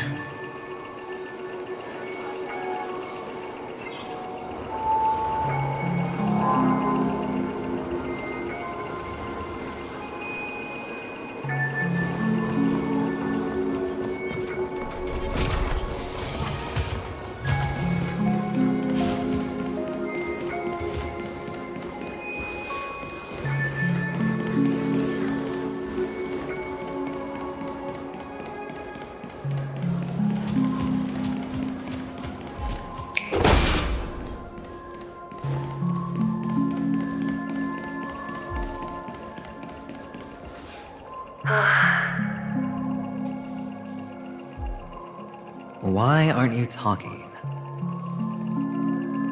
You've piqued my interest. I'll admit that there are still aspects of you that I don't completely understand. Well, you sound sincere this time, at least. Well, sincerity is one of my traits that everybody likes. And I have precious few of those. Moving on. See that maze over there? I'll know everything about you before you reach the exit. Our quaint journey through this amusement park still isn't over, and I wouldn't mind stretching this out at all.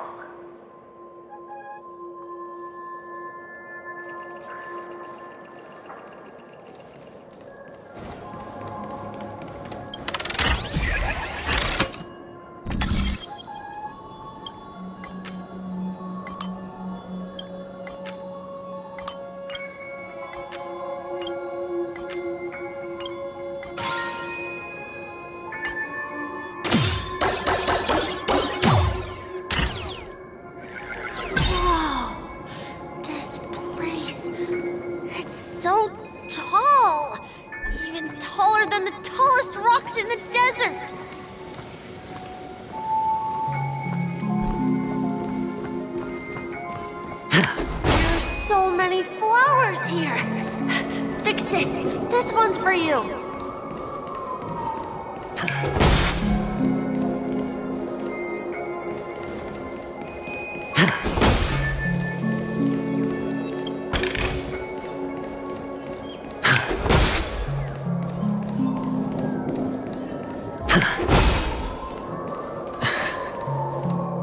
A dead end? Oh, is this the wrong way?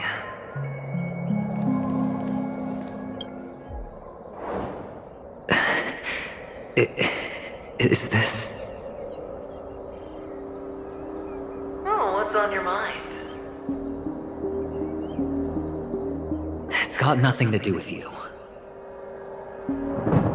Do you need a hint? These are manacles on you. That man gave you your first job. You made your first pot of gold. I remember it all too well. You wrapped that iron chain around your fist, for that is the only tool you could find. Then, in that maze, you... Shut up! Oh, you don't wish to face your past?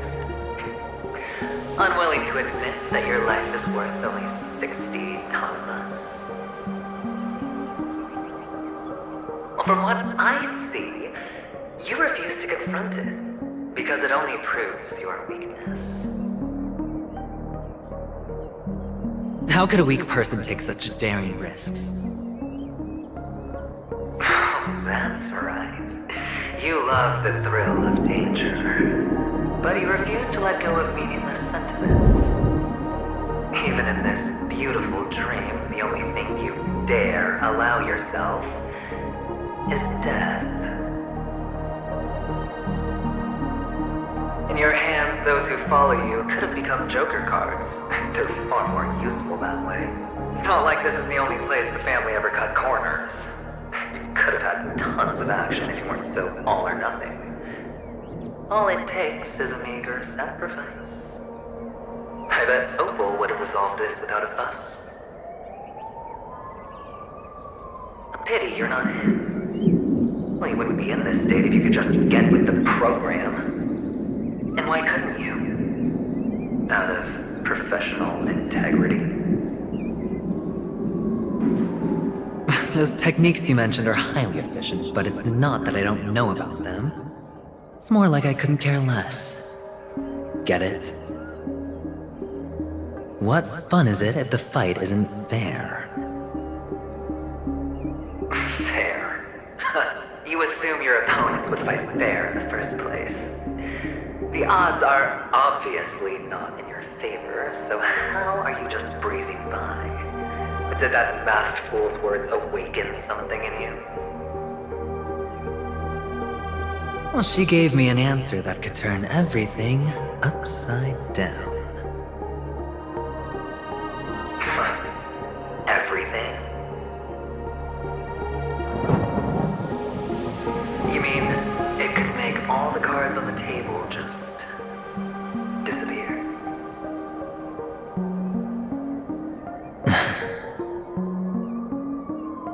That's cheating. If these leaves could be brought back, would they bloom into new flowers?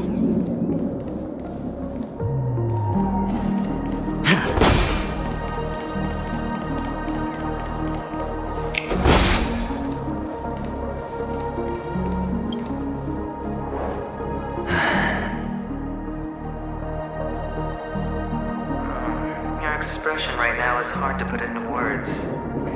The lucky charm Mama left you is made from gold. Why did you never consider selling it? You obviously could have lived a normal life like Big Sis that way. Looking back, that was the better choice. Mama only left us with 2 pieces of jewelry. A necklace and a lucky charm. There won't ever be a 3rd piece. That's what you always say, but you actually regret it, don't you? That you didn't sell them. You can zip it if there's nothing to talk about. I know. You must remember what Big Sis told you. You are a child blessed by Gaiathra Triclops, and can lead the clan to happiness. So always remember to protect yourself and never resent the pain and poverty you're going through. The words still ring in your ears, don't they? You're a good kid, so you definitely won't have forgotten. So, you surely won't forget how tragic her last moments of life were.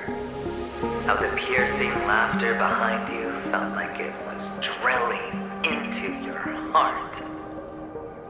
You ran away without looking back, just as she told you to. Tisk, tisk. A lifelong regret indeed. Enough! Do you not have anything better to talk about? Oh, shut me down like a champ! Well, I guess when it comes to mind games, this isn't exactly your first rodeo. I think I finally get you. Woo! You are nuts!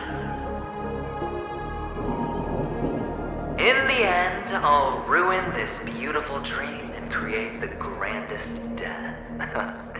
Well, you stuck to that start to finish. Think about it.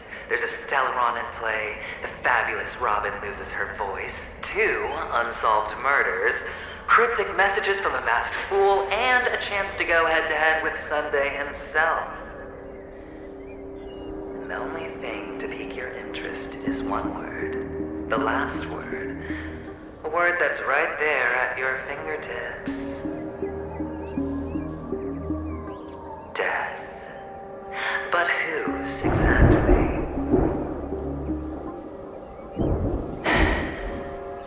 We'll know when the dice falls. All right then. Reserve a seat for me in the audience. I'm curious to see just how capable you are. Still, you never answered my question. If you could start over, would you still want to be the child who received Gaiathra's blessing?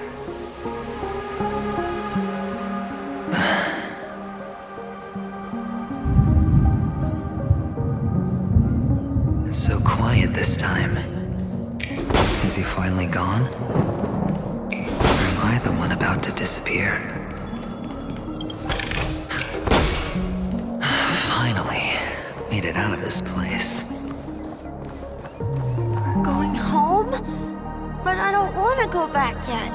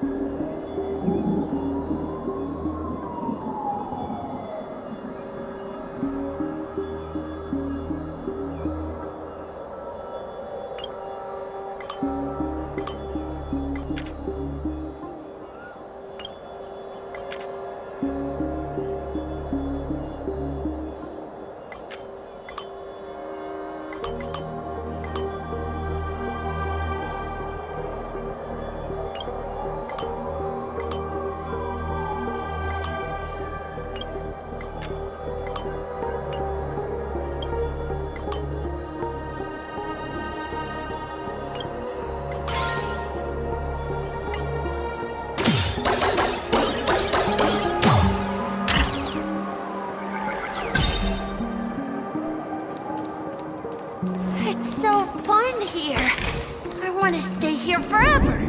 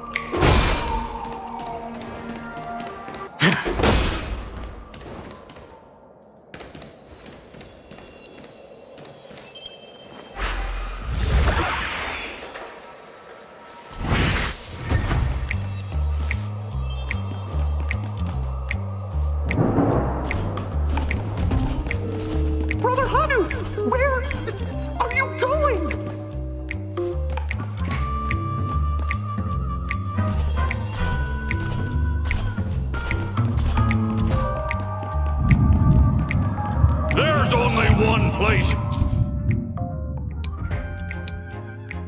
he can be going, whether it's in the past, present, or future.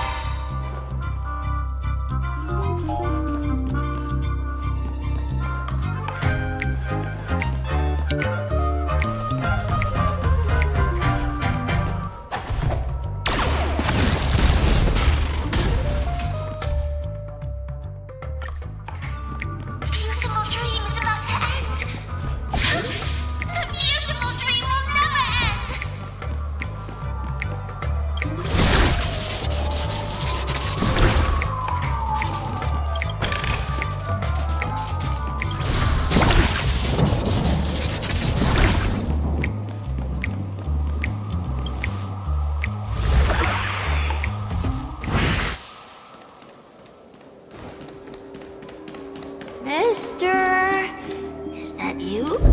I hear the sound of leather shoes.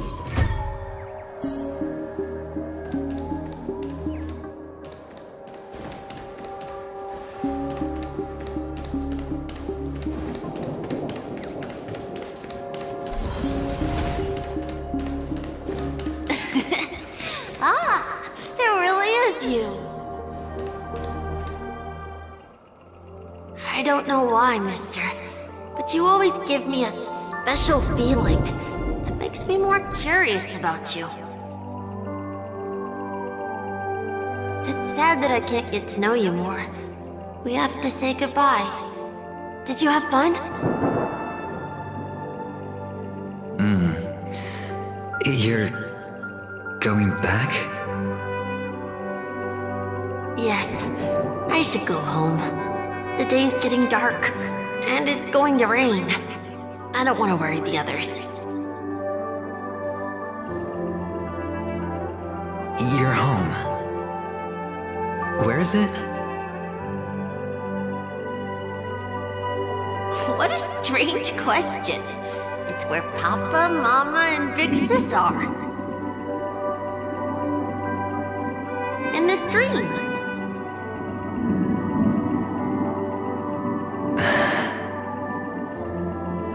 This amusement park. This beautiful dream. They really are peaceful. Everyone loves it. But, mister, why don't you like it? Because they're not here. Where are they then?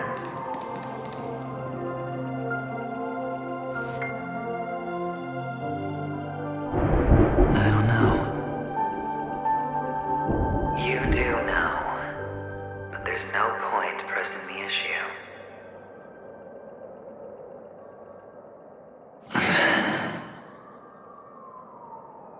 Admit it. You're tired.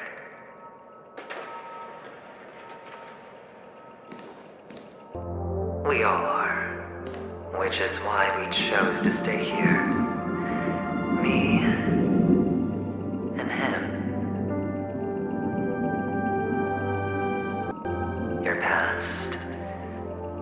and future. How long will you stay? Forever. We'll be with you forever in this dream. This is the greatest honor that we can offer to those who hurtle towards death.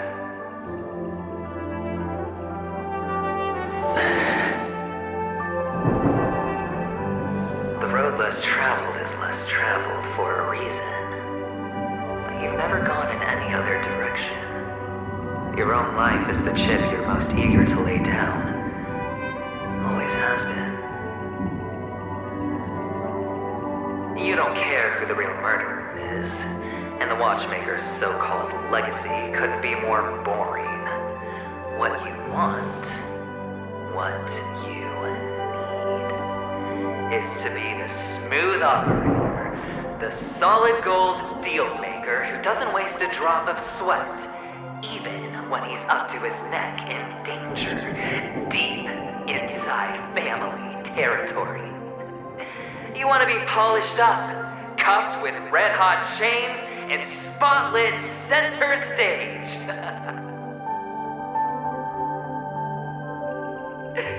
You'll be the closing act, the final sacrifice.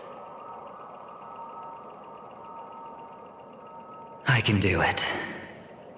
And it will be flawless. Of course you can.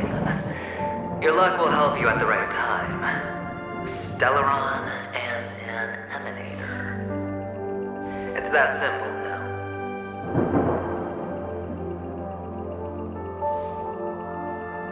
That way, the IBC will earn a place at the table.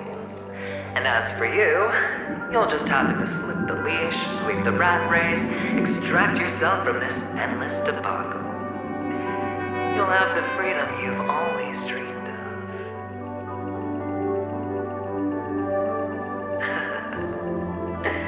This isn't the first time. You've been an escape artist from day one. This fiasco started with a death, and its curtains will fall on another death. Oh, so that's why Diamond chose you. He's just after Penacony. No matter the means, no matter the price. It's not personal.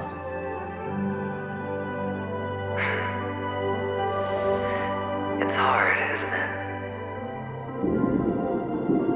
Well, don't get soft on me now.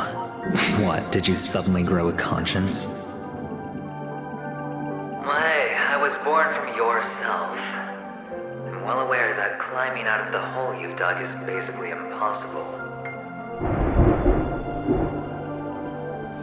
I can't stop you from doing what you want. We can't change where you want to go. Well, what's done can't be undone. All we can do is play the cards we're dealt and rake in as much time as possible. Yes.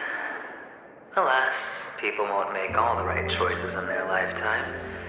Though luck always seems like it's on your side. You will keep winning, having never lost before, but why you? Why must it be you? If all your luck is built on the pain of someone you love, on the loss of dozens more, if these windfalls, these jackpots, aren't a gift from Gaiathra, if all they are is a long string of meaningless deaths, then what did we do to deserve living in a world like that?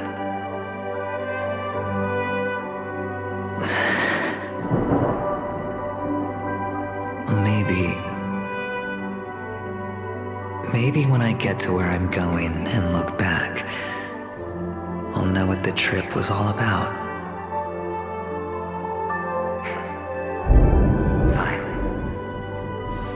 Time to make a move, my friend. I'll be waiting up ahead. Say goodbye to the kid before you shuffle off.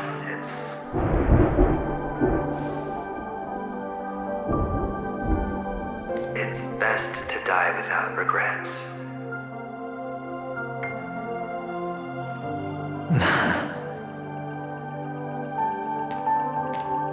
And now, only we are left. Can you take a photo for me? I want a memento. Sure. Come on.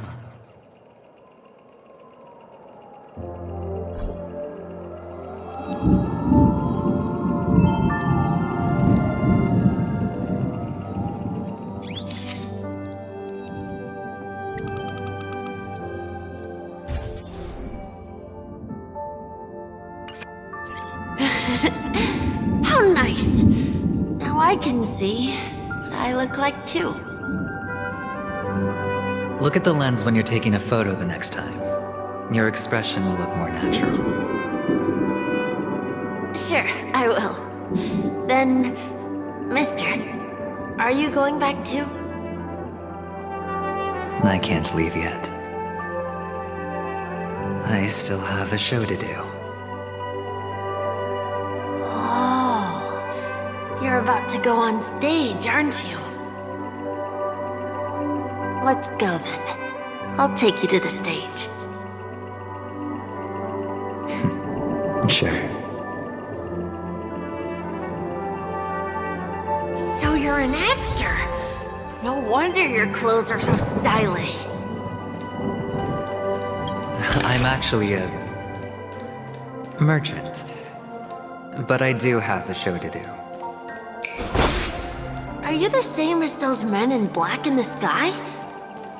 But you're not wearing black. Only ordinary employees have to wear that. My position is much higher than theirs. Awesome!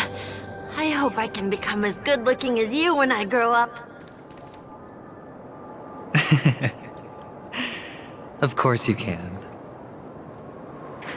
You'll be better and stronger than me.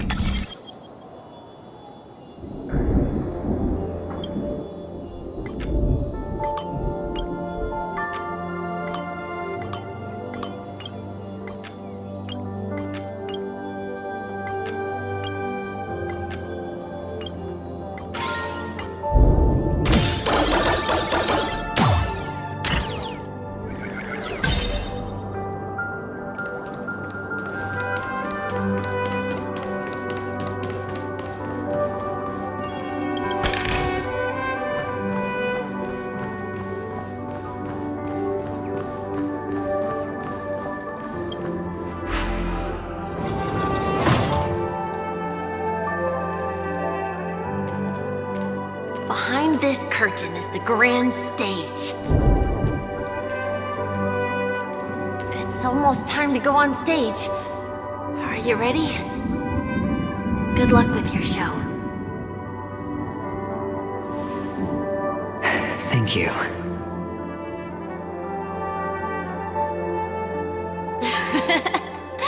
You still seem pretty nervous. Let's put our palms together. If you receive Gaiathra's blessing, you'll feel more relaxed. Putting our palms together is a simple ritual. By putting our palms together and reciting the prayer to Mama Funga, she will bless us. If you're not familiar, I can guide you. It's all right. I know how to do it.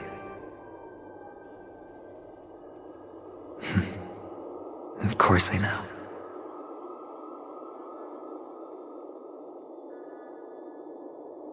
This is where we go our own way, Kakavasha. The catechins are coming. Why? The catechins have already taken all our money, food, and they killed our parents. What more do they want? catechins are bloodthirsty, cruel, and insatiably greedy. They want everything only to end up with nothing.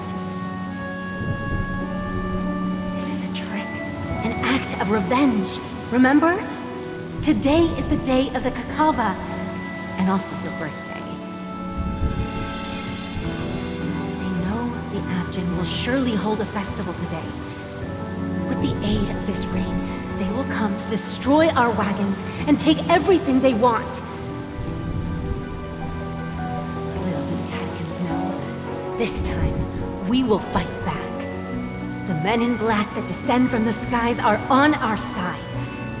The Catechins stand no chance against them, and will surely pay for their arrogance. Without this rain, the Catechins would never take action, and we would not have the chance to turn the tide. This is a gift from Gayathra, and you are Kakavasha, whose good fortune will bless your sister with success. But people will die, and you will be in danger. How is that good fortune? Why are you all doing this? The Avgin always return their blood debts. Gayathra calls for me, while Papa and Mama are waiting for me. I must answer the call. She will bless you with good fortune and help you survive. As long as you are alive, the blood of the Avgin will never run dry. So run, Kakavasha. Do not be afraid, and do not look back. Go to the other side of the mountain. The rain will accompany you, and the rain will bless you. As for us, we will reunite in Kakava's next aurora. May the goddess Gayathra close her eyes 3 times. Keep your blood eternally pulsing. Let your journey be forever peaceful, and your schemes forever concealed. Farewell, Kakavasha.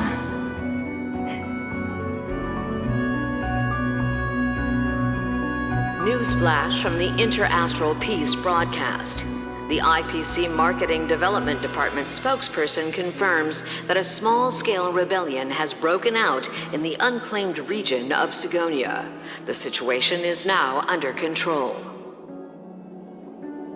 The insurgents are from a local clan known as Kataka, which has a long history of disdain towards the IPC. This has caused a serious negative impact to the work of the IPC's Marketing Development Department. The clan launched a massive attack on the Avgin, who were under the protection of the IPC, resulting in 6,728 deaths and 3,452 missing. The casualties are currently under the care of the frontline trauma team. The spokesperson expresses his deepest condolences for this devastating humanitarian disaster. At the same time, delivering an important message on this matter to all interplanetary citizens. Finally, he proclaims, the hammer of preservation will fall on all beings, regardless of life or death, regardless of race, regardless of ideology, to uphold the basic rights we inherently possess.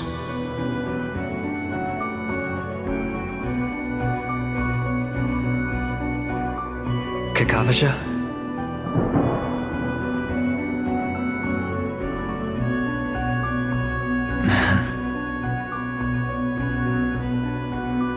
Bye.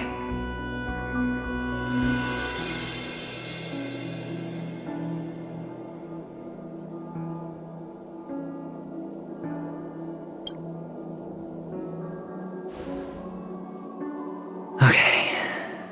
All the actors are in place. It's time for the show to begin.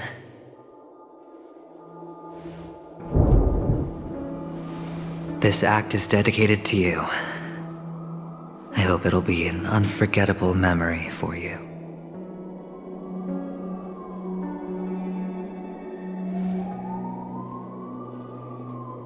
Kakavasha. By the way, before you go, I have a personal question. Do you truly want to destroy the world with your own hands? Let's assume, just assuming now, that every time I roll the dice, there's a possibility of achieving this particular outcome. Then I would be quite happy to make that wager.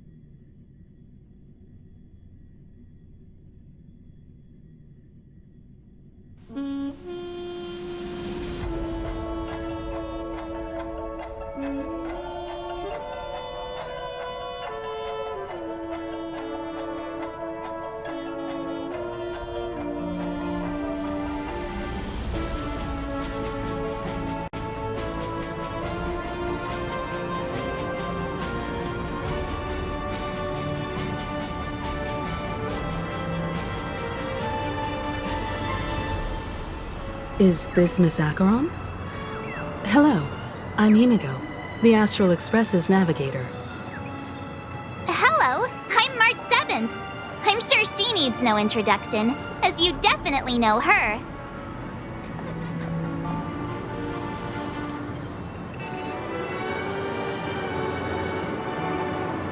Hello?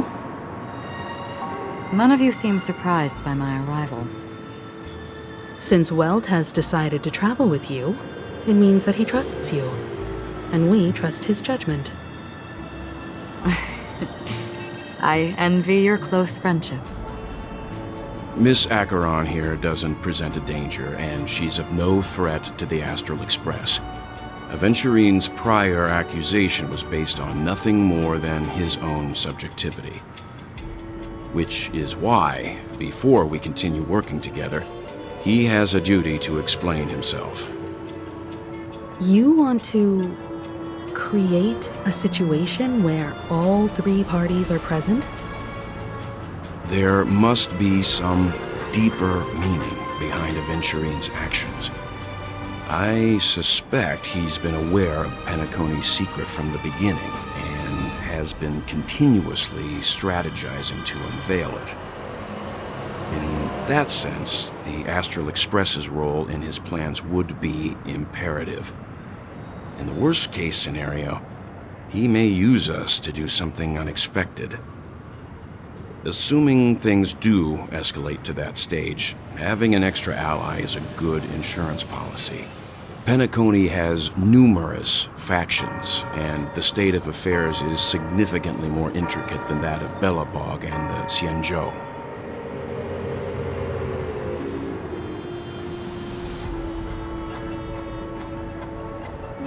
She's right. No matter what, we cannot ignore the safety of Penacony. To solve the mystery of the Watchmaker, it is crucial to get the IPC's intel. The path ahead is fraught with danger. But what's trailblazing without a little danger? Sounds like we've reached a consensus. Now, Miss Acheron? I will accompany you, of course. Let's move out then! But where do we start looking for him? No need to rush. If he truly has laid a trap, he will definitely use every means to lure us in. Ladies and gentlemen, the most wondrous, most magnificent show in Penacony's history is about to begin. The IPC cordially invites everyone to Clock Studios Theme Park. Look. Should both the performers and spectators fail to arrive, won't all of Aventurine's plans be for nothing? Let's get going, everyone. The hour of trailblazing is upon us.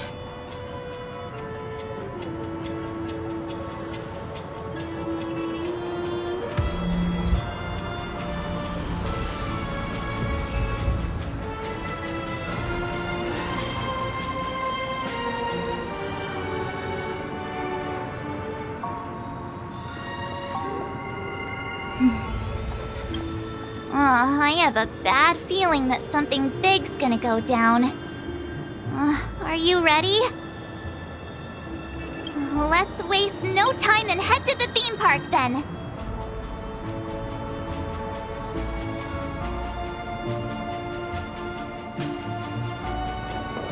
Mr. Yang.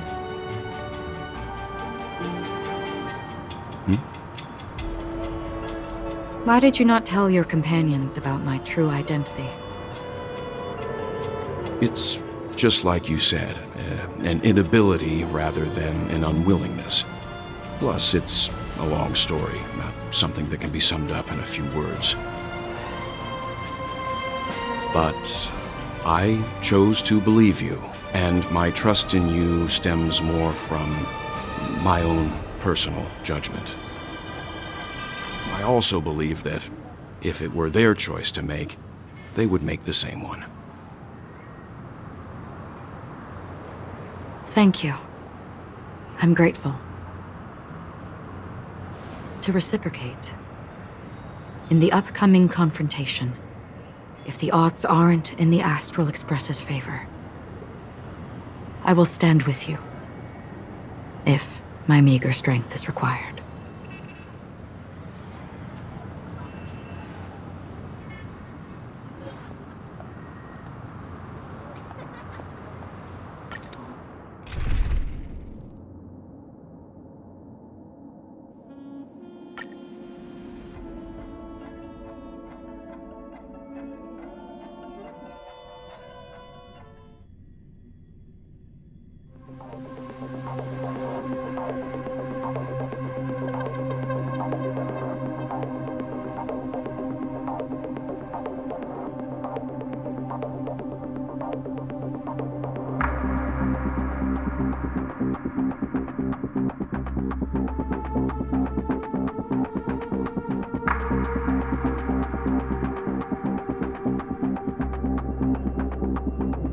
We're back here again.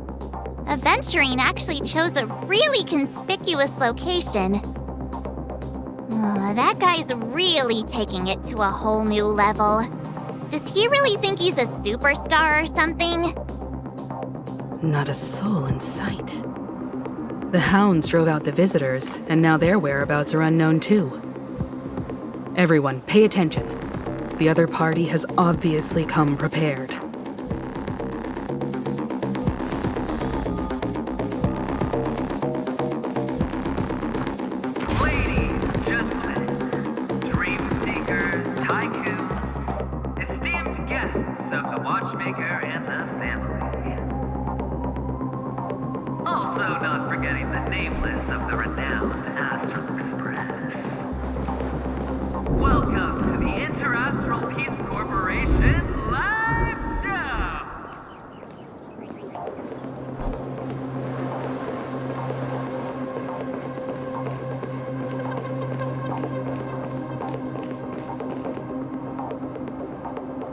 Astral Express, you're late. And this, unsought guest. We've kept your appointment, Mr. Aventurine. It is customary to show yourself as well. I will, naturally. But before that, I've got to introduce our guest of honor. Everyone, give it up for Miss Delaron!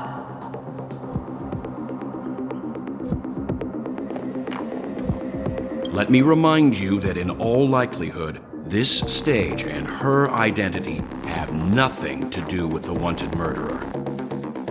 Oh no, they do. Of course they do. Otherwise, why would I work so hard to gain your trust and then invite you all here? Because she's the only one who saw all 3 homicides. She is the key to proving that the family's death does not exist in Dream's promise is nothing but a sham! 3 homicides? That's right, madam. The 3rd one is about to happen right now, right here, in Clock Studios theme park. A truly grand death. You, and you. All of you are going to die. And it's all because of you, Miss Stella. You will become the personification of death.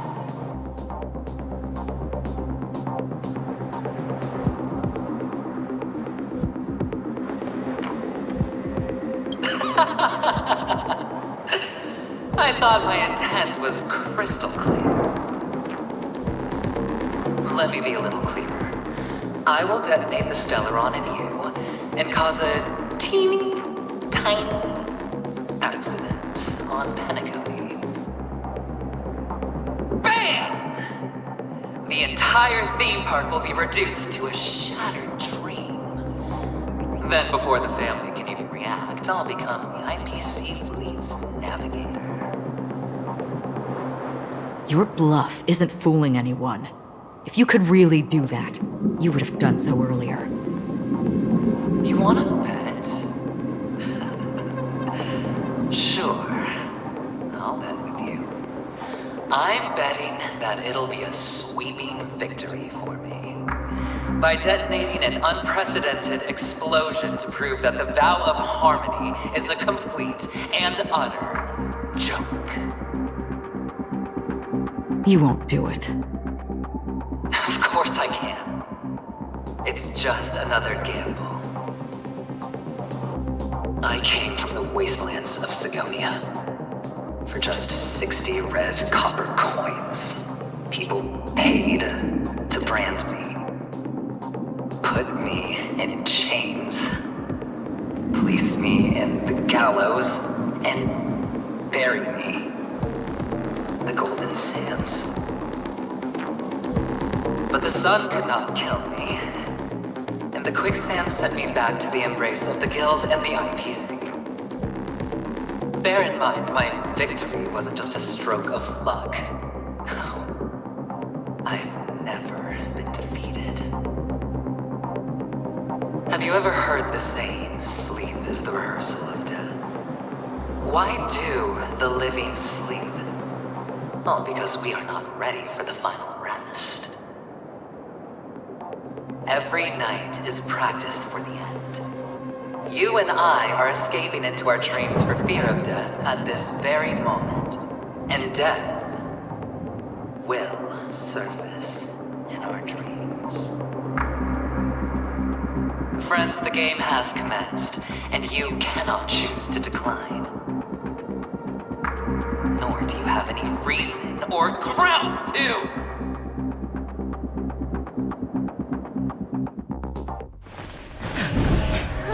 The dice are cast. Ladies and gentlemen, ready to unveil your cards? The Architect's flawed stone. Of no value at all. I'm putting down the bet. I'm taking the gamble. I'm claiming the win. I'll invade spin the wheel, a daring gamble. Walking the brink of death for rebirth. Oh, for the Ember Lord!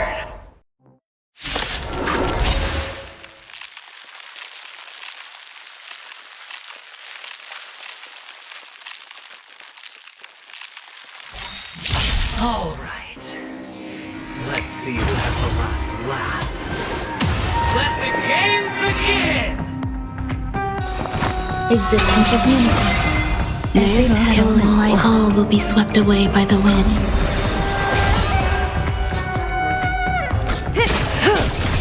Commencing research. Relax.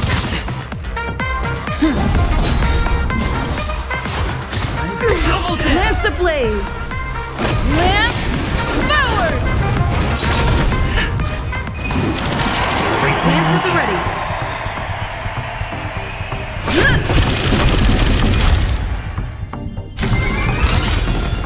Lance ablaze!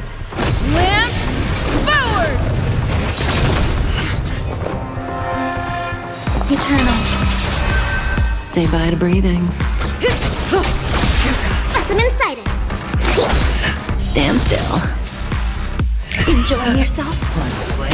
Down from above. Okay. I'm on guard.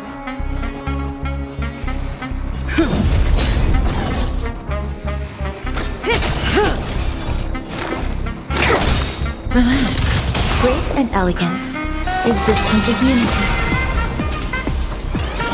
Lance at the ready.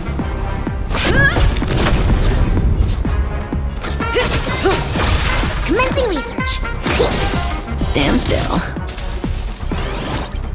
Not a scratch. Prepare for something. Eternal. Every petal, all will be swept away by the wind.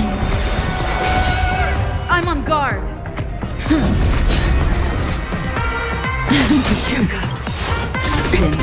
Good times. Never last. Time to say bye.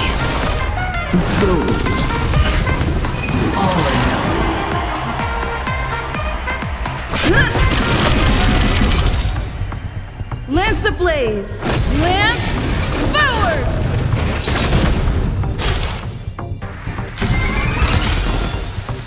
Lance ablaze!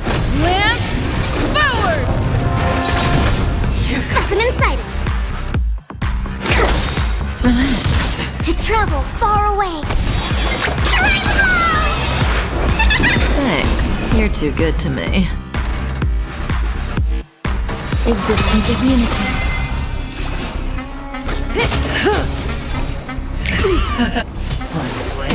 Down from Commencing above. research. Stand still.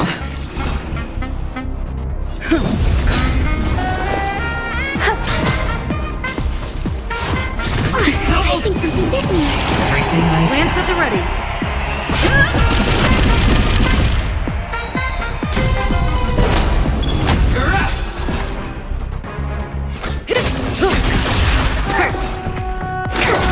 Relax. Eternal. May as well kill them all.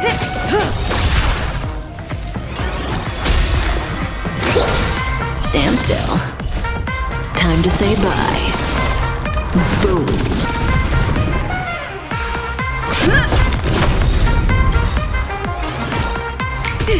Lance ablaze! Lance forward! prepare for something. Existence is unity. Say bye to breathing. Relax. Even on a losing streak, as long as people still have hope, they'll keep throwing money on the table. The chance, the potential is what you hang on to. That's what justifies the gamble.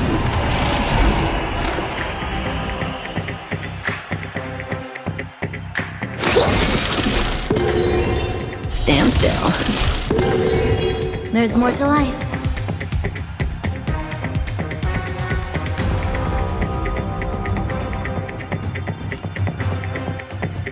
Eternal.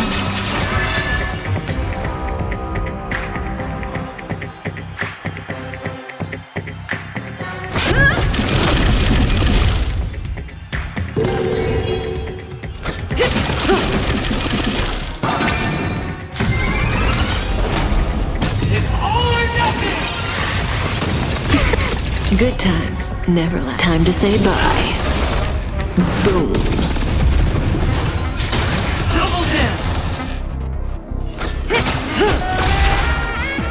Some value I... Relax.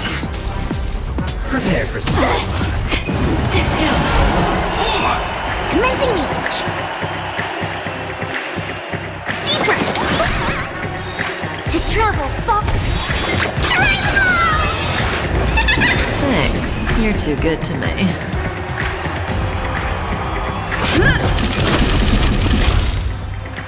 Lance ablaze! Lance forward! Say bye to breathing.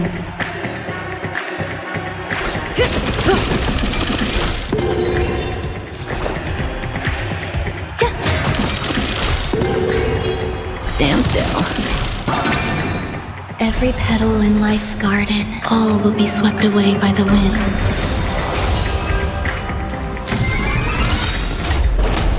It's all or nothing!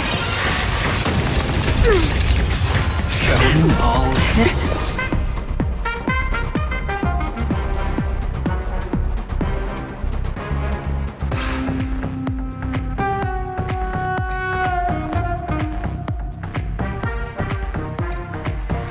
Waiting Good means times change. never last. Time to say bye. Boom. Lance ablaze! Lance forward! Existence is unity. Cutting the net. I'm on guard. Relax. Commencing research. Prepare for some. Okay.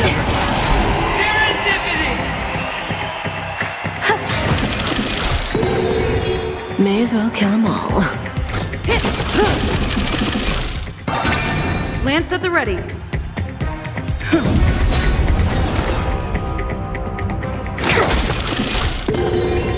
Stand still. It's all or nothing! Good times never last. Time to say bye.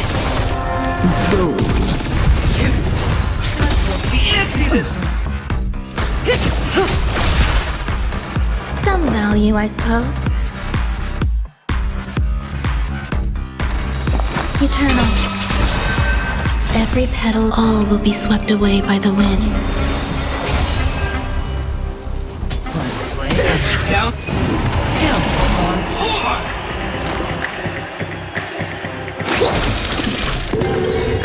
Relax. To travel far... Nice teamwork.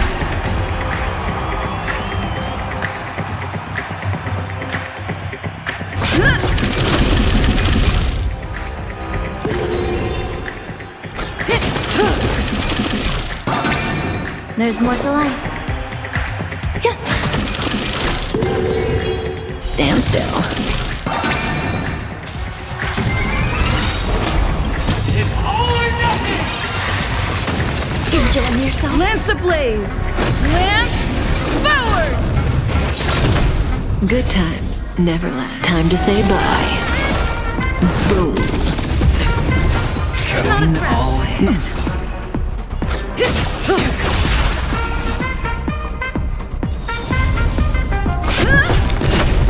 Relax.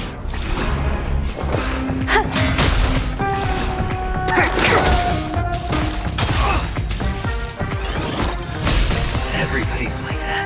Down to the last plate, so why can't I be happy too? Why can't I feel that free?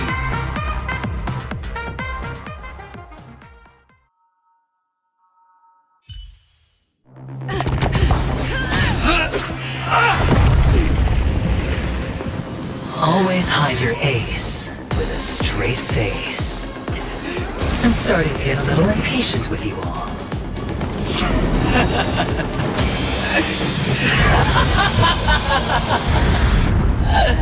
Friends, to fully relish this, I'm betting every last chip. Only by casting aside reason does one truly gamble.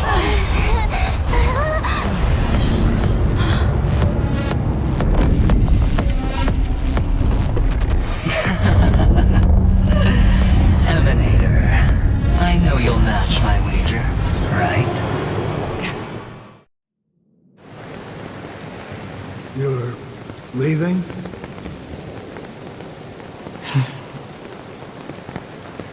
Perhaps. I might pass through the place you mentioned. Penacony.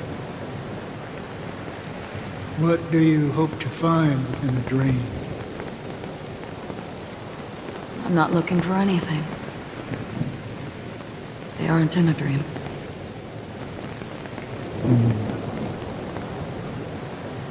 I'm afraid the family will not open the doors for you. Why? Because the path you walk is not accepted by the Harmony. Even if... that's not what I want. Precisely because it's not what you want. Because they are not like other eons. They have never glanced at anyone, and they never need to. They leave woven strands of fate for humans to walk, and together, they weave a great shadow. And this shadow silently envelops them. There are always those who rise from the shadows.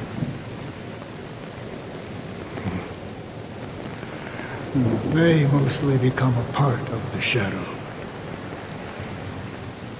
In your eyes, am I the same? You still have a strand of color. But not much.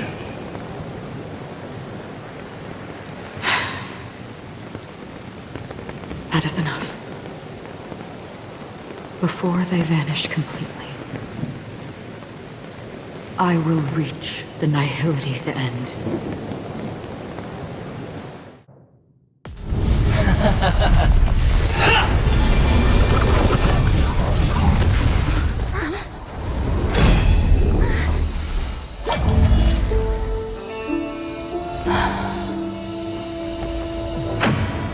I wish to mourn the departed, weeping like rain, to swell the crossing stream.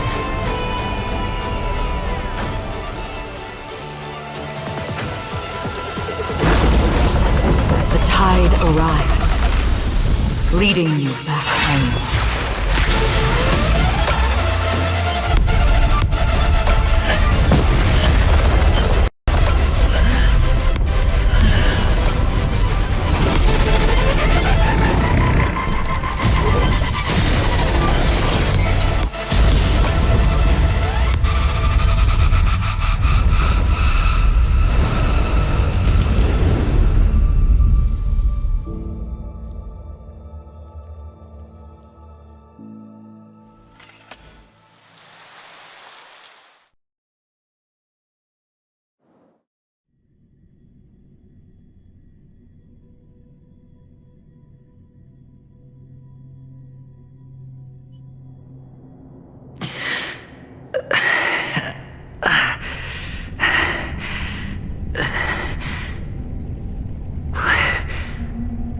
What is this place? A gigantic black hole. And see... Have I succeeded?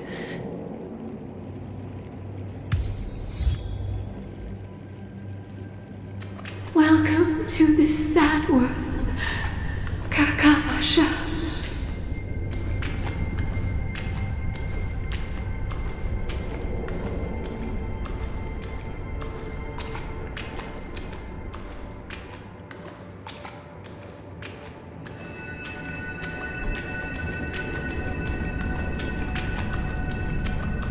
Your good luck is the most precious precious wealth we, all Avgin have.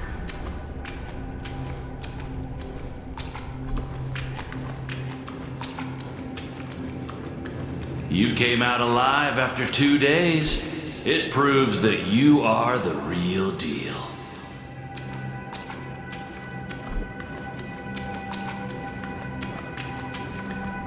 Wealth, status, power. The IPC will give you whatever you...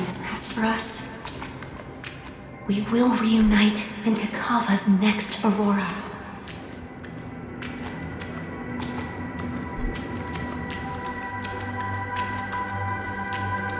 It's a pity this is not the place you were expecting.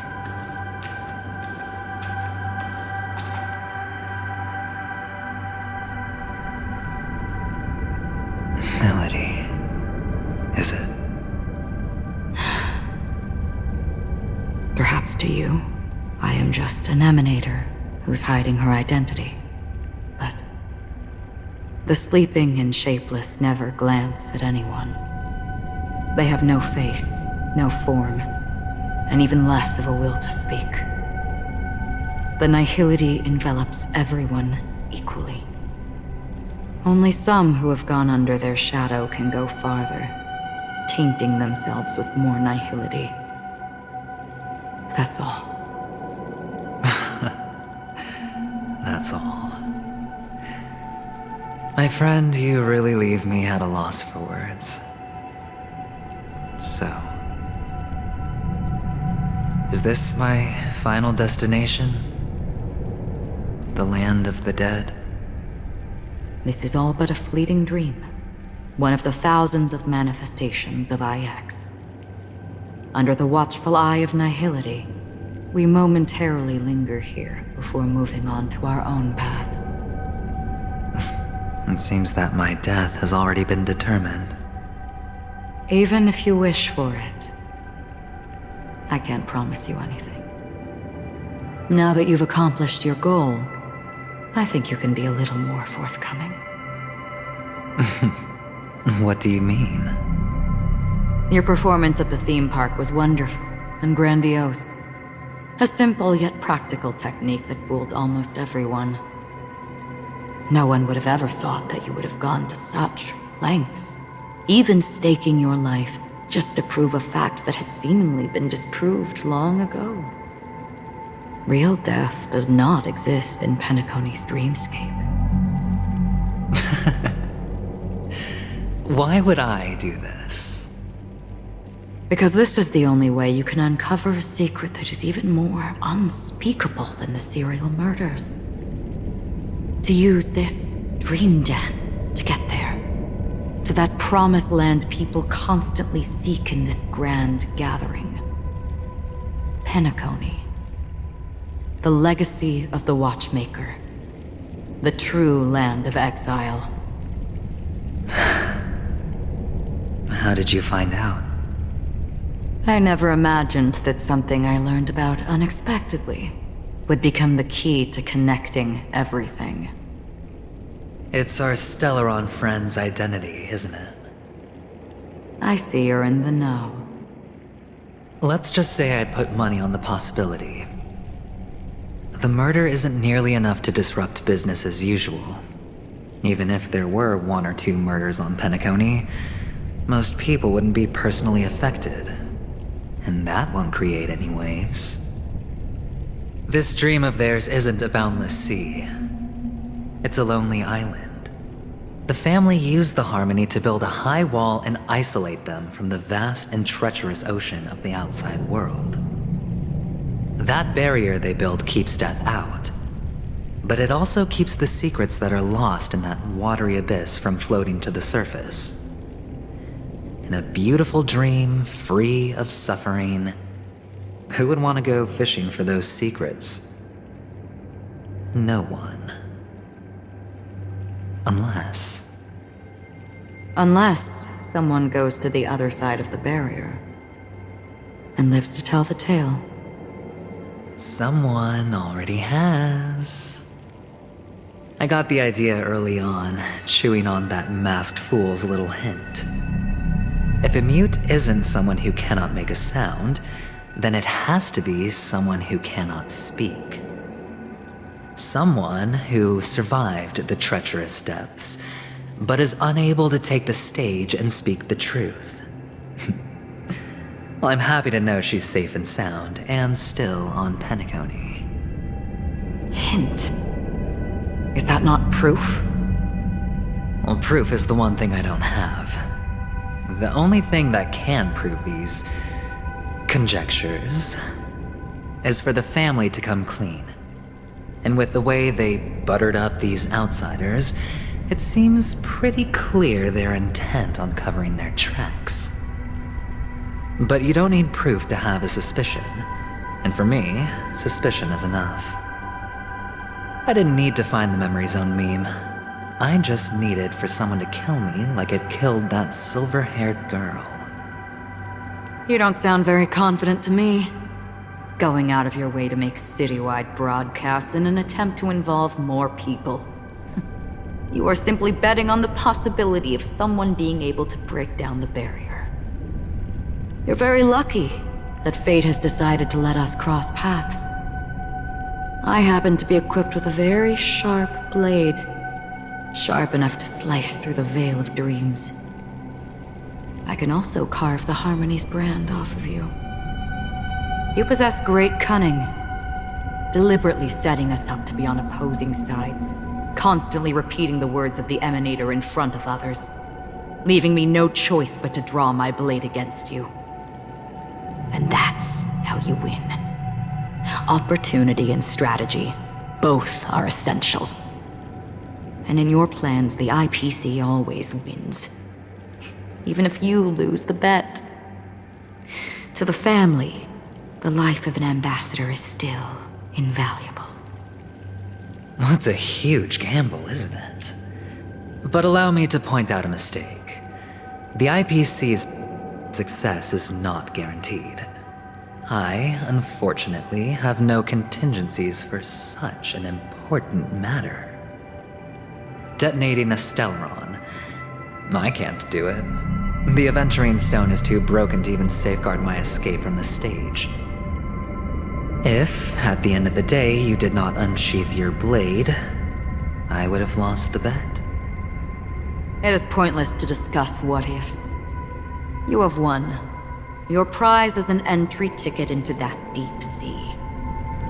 And after this, whether you can return from the abyss is another gamble of yours. Have you never wavered? Wavered? Of course I have.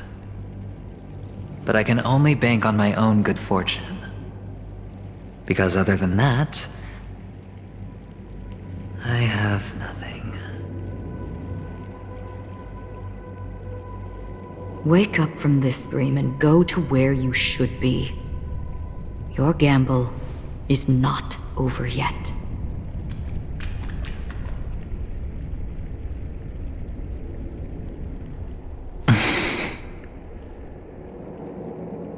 Before we part,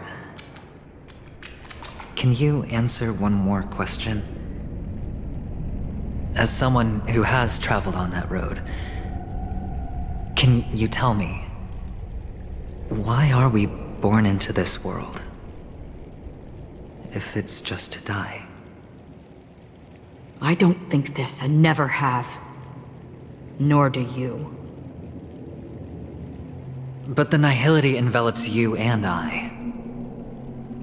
And everyone. And because of that, it's pointless.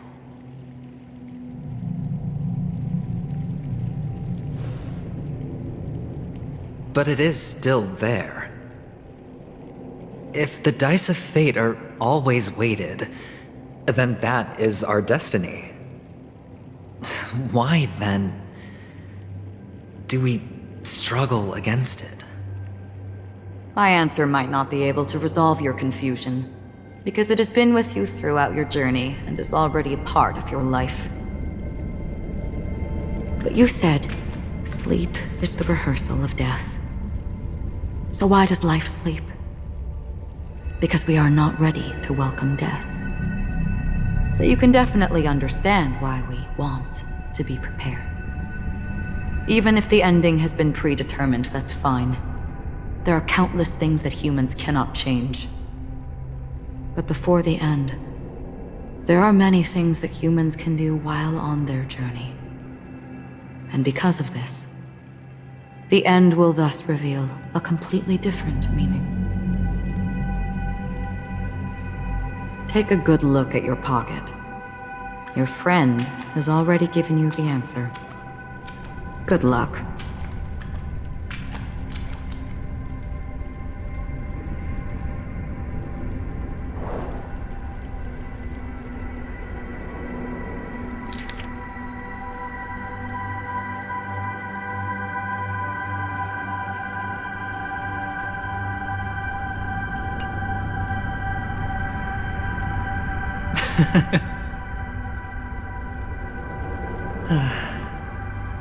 Then I shall get going.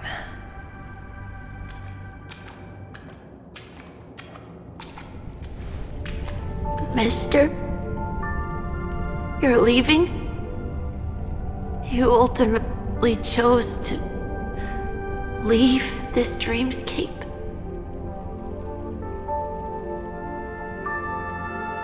Yes.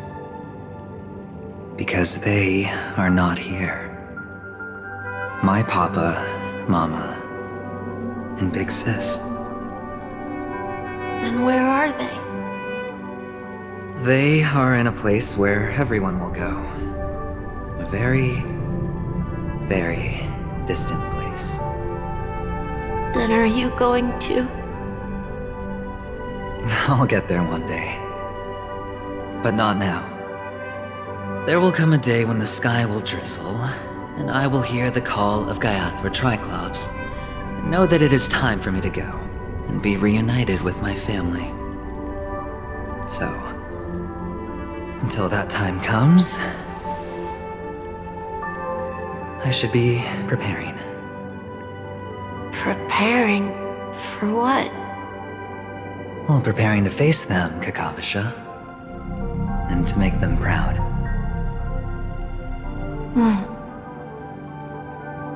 I know you'll be able to do it. Good luck.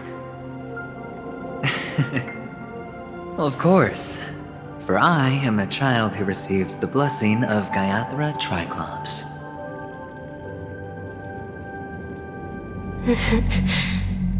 But you still seem nervous. Well, I seem that way because I am nervous. You know what? Maybe you can help. What do you say? One last time? Put our palms together?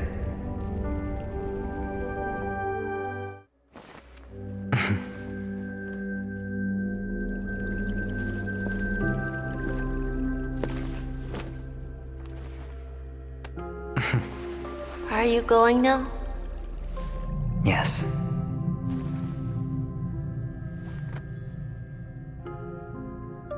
May the Mother Goddess thrice close her eyes for you, keeping your blood eternally pulsing. May your journey be forever peaceful, and your schemes forever concealed. Our paths will cross again beneath Kakava's shimmering auroras. Farewell, Kakavasha.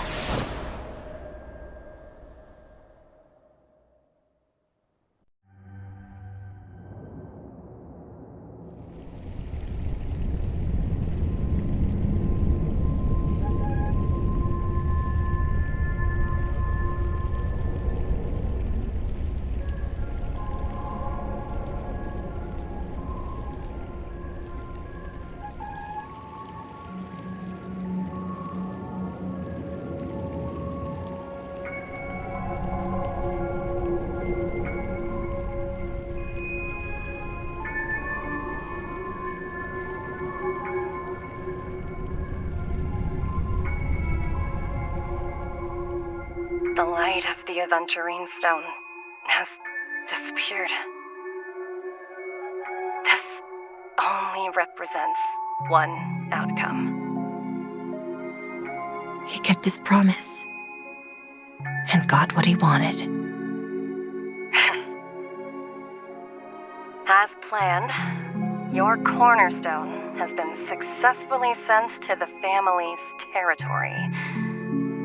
Then, Let's fulfill our duty and start harvesting.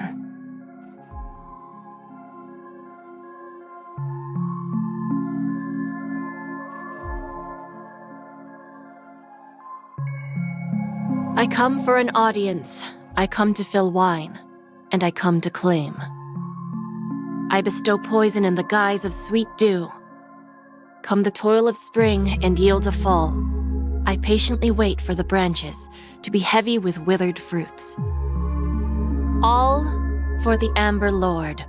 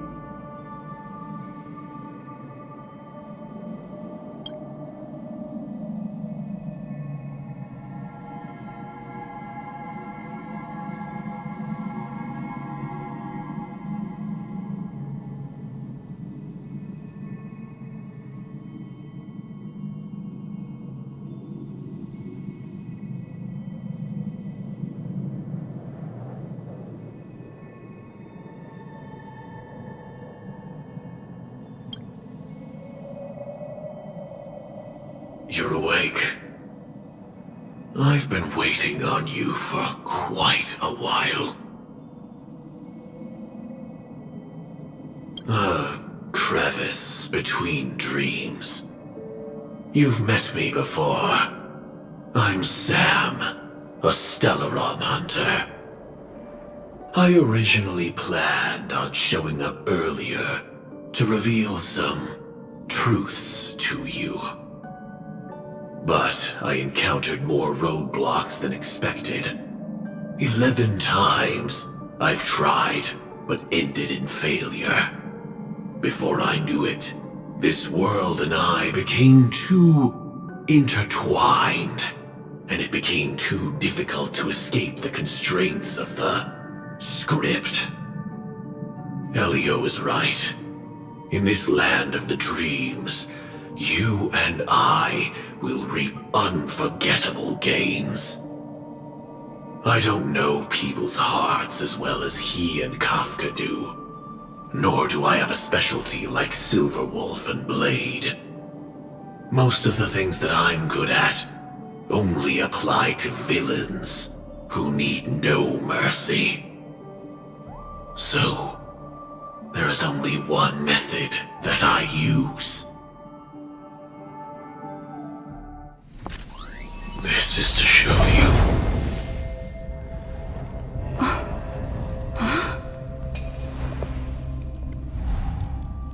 All that I am.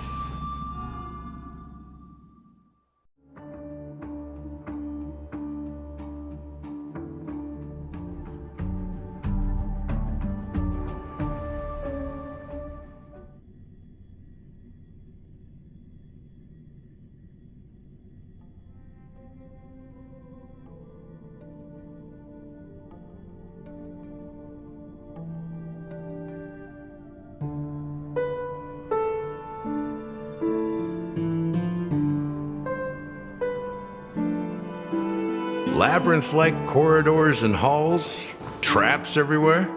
The owner of this mansion must be a bit paranoid. You are so funny, Mr. Security Officer. I hope that sense of humor of yours has helped you find the serial killer. Just expressing a personal opinion. Why? Did I hit a nerve?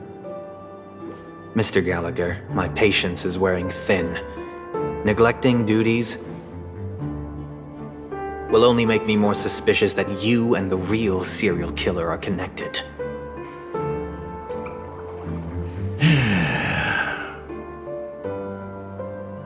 Scoundrel, punk, drunk, hooligan. I have heard this trash talk all too often. But I have never once thought that I'd be treated as an accomplice to a murderer. I take back what I said. Your problem isn't paranoia. You're just crazy, you know? Lunatic.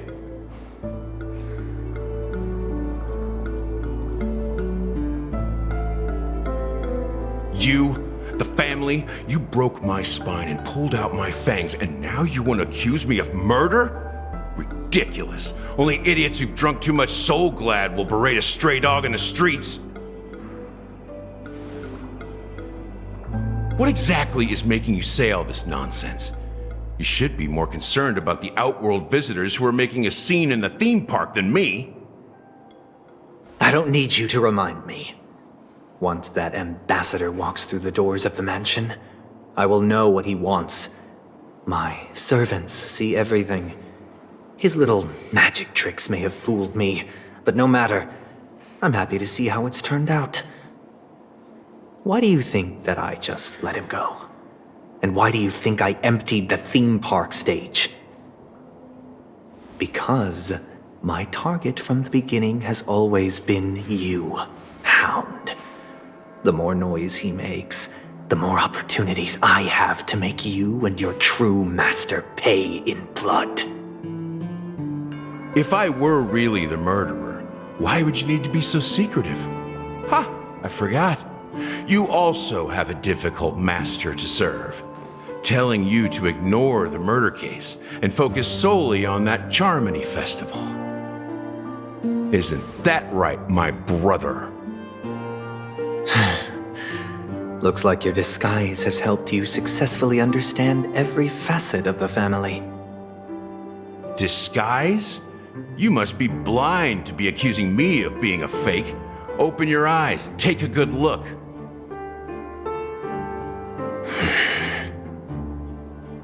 Indeed, every part of you is real. The brown hair, soft and curly like Benny's. The orange eyes, which make me miss the gaze of Sir Whitaker. That odd scar, the mark of Wolsey. And the gray vest, tie, hound emblem, bottle, the bartending, and your role as a security officer. These are all true traits. From all 52 loyal family members. When they are gathered, countless tiny truths are woven together into a lie. You collected a small piece of each of them and claimed them for yourself. Then you invented this facade, a complete Gallagher. Tell me I'm wrong.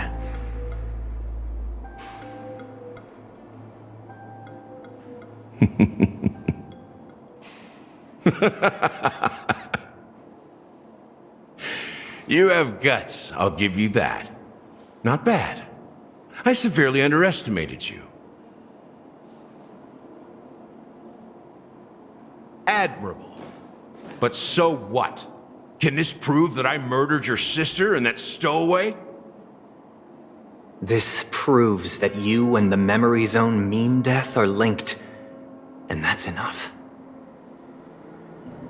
Listen up. I don't care how you did it. I only care about one thing. The answer to a question.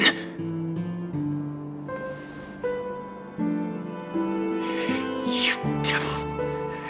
You wretched, despicable dog. Why did you kill her?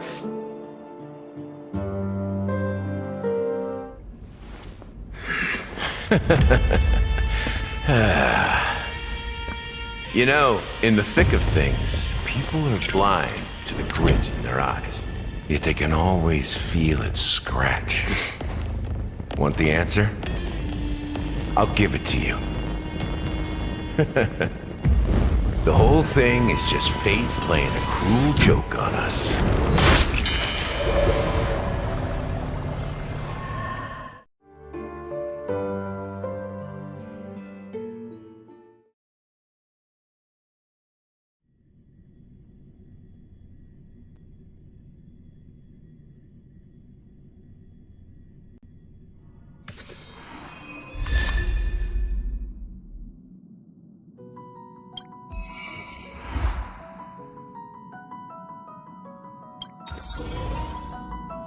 Hmm?